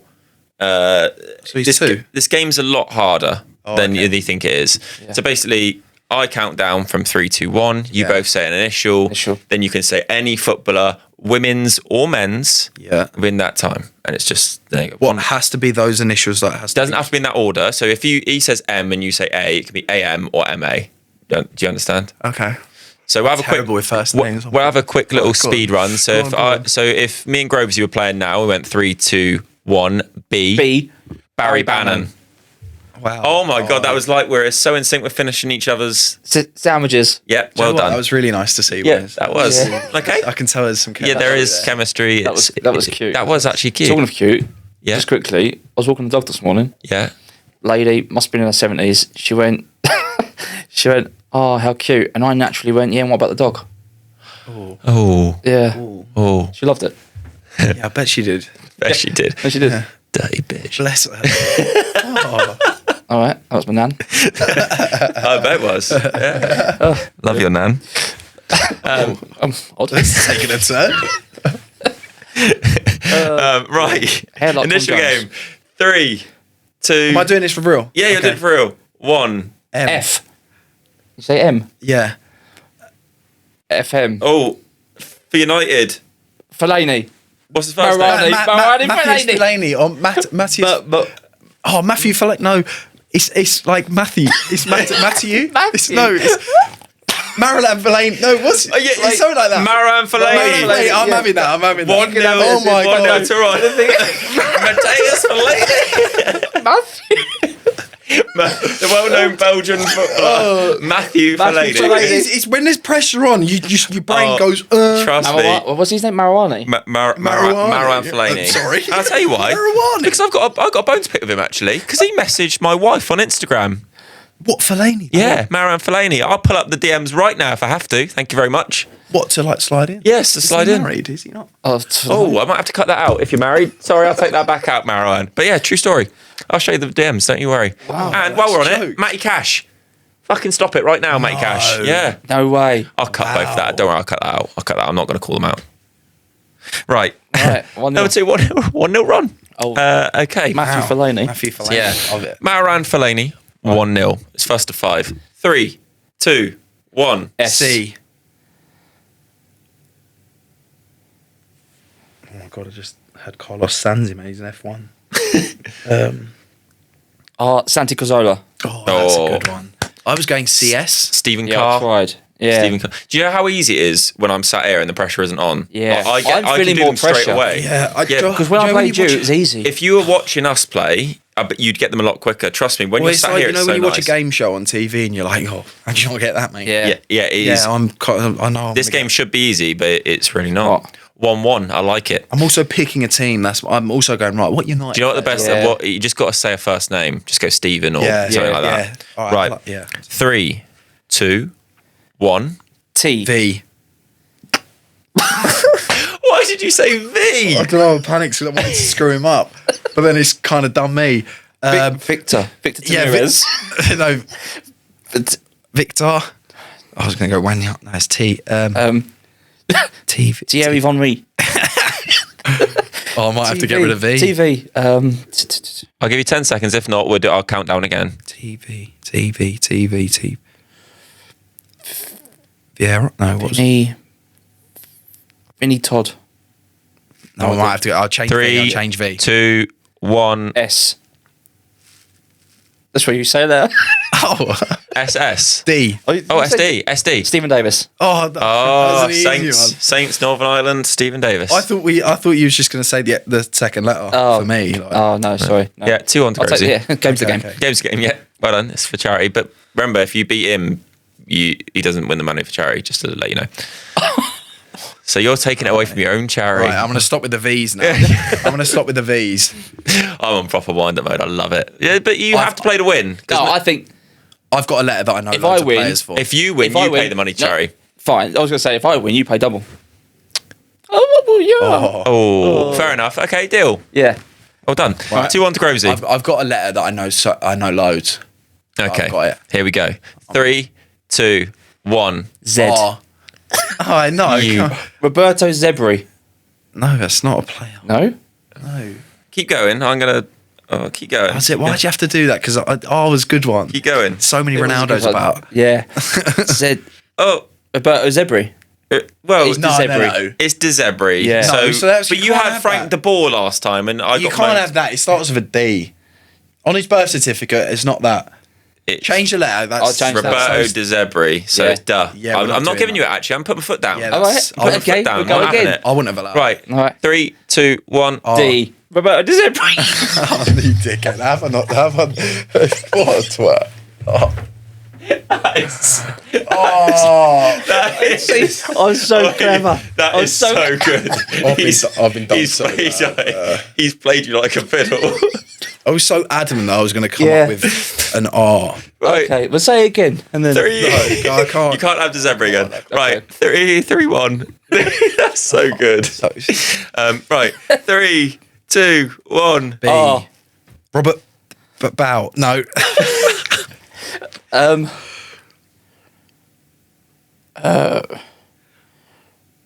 BR. BR. Brian Robson. Man United. Oh, 4-1. 4-1. So you're showing your age. It's too Yeah, far back yeah. for me. Yeah, And- sorry.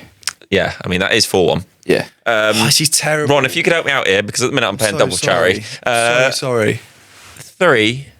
This could be the winner, by the way. It could- 3, it will be. 2, 1. A. T. I love this one. Alan Titchmarsh. It's definitely not a footballer. No. TA. AT. This has been said. Yeah, it has. 18. And I played for England, played for Crystal Palace. Oh, bro, that will help him out more than me. Played for Crystal Palace. England. AT. Is it TA? Could be TA. I know so many players' surnames, but their first names just no. T. Lucky I've got the power to cut. And Yeah. T. What's Tonali's first name? Sandro. Okay, not that. Andy. Andy Townsend. Yeah. Yes! Andy Townsend. Yes! 4-2. I was Come trying to tell on! you Andros Well, Townsend. that's unreal. Well Thanks, done. mate. You're Andy welcome. Townsend. Andros Townsend was the one I was saying. Mate, I would have never have got that. Nah, 4-2. The comeback's on. Someone say Istanbul. Oh, he's a Man United fan. He didn't say Istanbul. All right. 4-2. 3, 2, 1. J. F. JF Kennedy. FJ. I know this. I've got it. I'll give you 5 seconds and I'm going to say something. FJ. Freddie Lumber. No. Oh, I thought you had it. Francis Jeffers. Oh, you've shown your sorry. age. I'm so sorry, but it's double for charity. Yeah. We So should really- we should have done 2000 like no post 2000. Yeah. Pre-2000. Yeah. Yeah. I'm Sorry, though. I'm sorry. But that is, well, no, it's double for charity. Double for charity. And really, that's just the 50 quid you two lost for the Yeah. headlines. So at the end of the day, so yeah. really- Actually done all right. Yeah. It all ended up really good. Yeah. Well done. I'm terrible with that. Like first names No, with it's all players. Well, look. The thing win a win. is- I it would is have a done lot better with harder. double barrel surnames. Yeah, it is a lot harder. When you're sat here, it's so easy. Yeah, Because I'm but- just like, I can think of them straight away. Roberto De Zebri. Yeah, you did play on that one. I feel like my memory with football is so poor. Like I got a mate who could honestly tell you what he's a Spurs fan. He could honestly tell you, 2020 played against whatever the team, and he'll go, yeah, we won 3-1, Yeah. or whatever. Honestly, I could not remember what team we won against 3 weeks ago. I mean, that's just the way some memory works. I saw someone that's like, they did the, it was like with Adam Smith on Sky Sports, they brought in like a contestants to see the yes. players. And he was like, he could name any Man United result and goal scorer from 2010 to 2011 season. Like they could say any fixture they wanted, That blows and my he would be able mind. to say the goal scorers. I'm like, you're mad. not okay. That is bad. That is high up on my level of tism. Yeah. It's great. So yeah, just wrapping up. It's been a pleasure to have you on, Ron. Thank you. What's next now for you? What do we expect to ever see you on our TVs again? Can we expect that? No. Not on TV again. Not at all. That's a hard no for me. I'm now on. I think I'll do the odd brand work with ones that I like. I'll post every now and again on stuff that I actually like. Yeah. Which is fashion, golf, stuff for Gosh or whatever, right? Yeah. But I think it's now my time to really like do something good and go back into finance and start helping, whether it's influencers, ex-pros, just start, I think, getting back into like, I'm good at it's what I like. It's what I enjoy doing, and it's a career. I've always known that I cannot have a career in this industry because I'm not a content creator. I don't have that creative brain. Socials aren't for me. So I think it's time I use it in a different way. That is something to be respected of. How many people would just go, yeah, I'll be on Celebrity MasterChef next week. Do you know what I mean? Or something like that. So I'm such small fry compared to the people that can be on it. Like, let's What- be honest. Well, I think, like you said, there's so many ones you could go do now, like celebs go dating or something. Do you know what I mean? I never want to do any. Yeah, that's what I'm dating saying. life But a at lot all of people either, would yeah. just go, you know what? I don't actually want to do anything good now. I'm literally just going to go from TV show to TV show. But I think it's because, and it's like no hindrance on them at all, but it's because they didn't have a career before, or they didn't have a passion before that can make them the money that content creation can make. Let's be honest, like we all want to do really well with money. Like some people do it for passion and love, but if you can't do it doing that job that you previously did and you have no other experience, you're basically starting your life again and you're challenging with uni students. So, it only makes sense. If I want to make as much money as I want and like I've got the goals for it, that's the job for me. 100%. Well, I completely admire. Questions anyway. You put a thing out. Yeah, but he answered them. Oh, So yeah, the main one I really wanted to answer about was a lad called Connor who plays. He played handball and plays. He's a futsal goalkeeper. He said he wanted to know about Uri because, and that was the question I got 3 or 4 times. To be fair, It's normally the common one. 'Cause Yeah. some people who actually have similar, they might be like partially sighted or whatever in one. They ask, "Can I drive?" Because that's always a common question for kids. Yeah. Can I drive? The only thing you can't do is, I think, services. So like, can't be a pilot, can't be police. I think you have to have 20/20 vision for a lot of professions. But other than that, so there was one question I will ask. Someone asked me if there was any celebrity you could play alongside at a Goals for Gosh event, who would it be?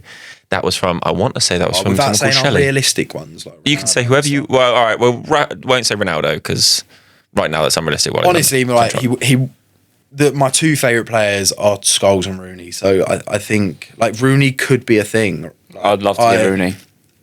And Scholes. That's scary, isn't it? Scholes is, you don't really get involved in too much. Really, he's quite sort of he has his own life to whatever deal with. Not that Rooney doesn't, but Rooney could get involved in something like that. So I feel like something like that, and I would love to see the difference because I've played with people like Robbie Keane, Yaya Toure, and things like that in other ones. Yeah. My God, like Robbie Keane's the best player I play with. Robbie Keane, I'd love to have as well. Genuinely, he's the best player I've ever seen on the ball on one of these events or whatever, and that's like. All right, yeah, he's a bit older than like the likes of Defoe, who's insane as well. But I think it'd be good to see what like Rooney and stuff because he did it at an age like Washington DC and stuff. I'd love to see what he does with a ball. Same, spot on. Well, just before we go, don't know if you've seen it on our socials, but we are now the proud sponsors or one of the few sponsors of Bolton Futsal Club. Obviously, for me, futsal is a massive part of my life. I've played it now for 9 or 10 years. I've travelled England doing it. Played in Tier 1, it was called the Super League, and it is an incredible sport, fast-paced. I'm very lucky to know the people up at Bolton and went up and trained with them recently. They are the current champions of England, and they've played in the Champions League. They have England national players playing for them and Northern Ireland, who, weirdly enough, will be playing against each other in the World Cup prelims in April. That's where Liam Powell-Freeman was last season. Now he's moved to London Movements. So what's your thoughts on futsal, Grovesy? It's just indoor football, isn't it? Yeah, brilliant. So we're really happy. He's really happy. Ron, have you got any thoughts on futsal? It's techie football, like your touch, like because they control the soul. With the soul, right? Yeah. I just think it's techie football. It's not for me. I like going in hard on challenges. 100%. Well, you still can in futsal. Like I said, we are very, very pleased to sponsor Bolton. I think they should probably win the league end this year. I hope they do. I hope we can be part of that, and hopefully they can clip this up and put this on their YouTube videos. But to everyone at Bolton, it's not just indoor football. I didn't mean it. yeah. It's not. It's techie. Yeah. It's techie. I couldn't do it. I can't do a lot of things, so that's one thing. But Cookie, who's also the coach at England, and Liam, I've said they will come on the pod just before the England World Cup prelims. They play in April at Loughborough against Sweden, Northern Ireland, and Switzerland, I want to say. Yep. Potentially, I might have got one of them wrong. But yeah, so we'll get them on the pods. We can chat more about futsal. But for now, just before we want to do something with all our guests. So I need to go find Jamie to do it. But we're gonna get our ball. It'll be a Planky and Grovesy ball signed by you, Ron. And then I think what we'll do is we'll give it away. Have you got a present for Ron as well? I do. So what are you up to tomorrow? It's Valentine's. Nothing. No? Oh no, I've got a golf competition. Oh, right. I've got a golf competition, scramble. I mean, the weather, I'm praying is going to be okay. But yeah, golf competition. Have you got a Valentine? I don't. I don't. I am riding solo once again this year. Oh, that's interesting. Yeah. That is interesting. Is it interesting? Yeah, why? Because this is... Oh, you have... Yeah, this is for us to you. So roses are red, violets are blue. Your name's Ron Hall, and we love you. Oh, you just thought that on the spot. This is actually just... And you're a finance guru.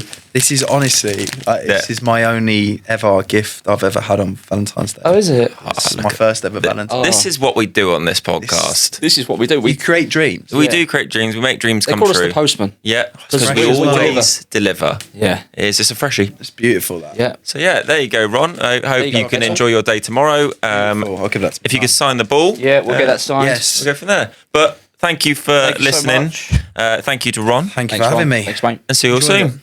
Bye. See you. Bye-bye.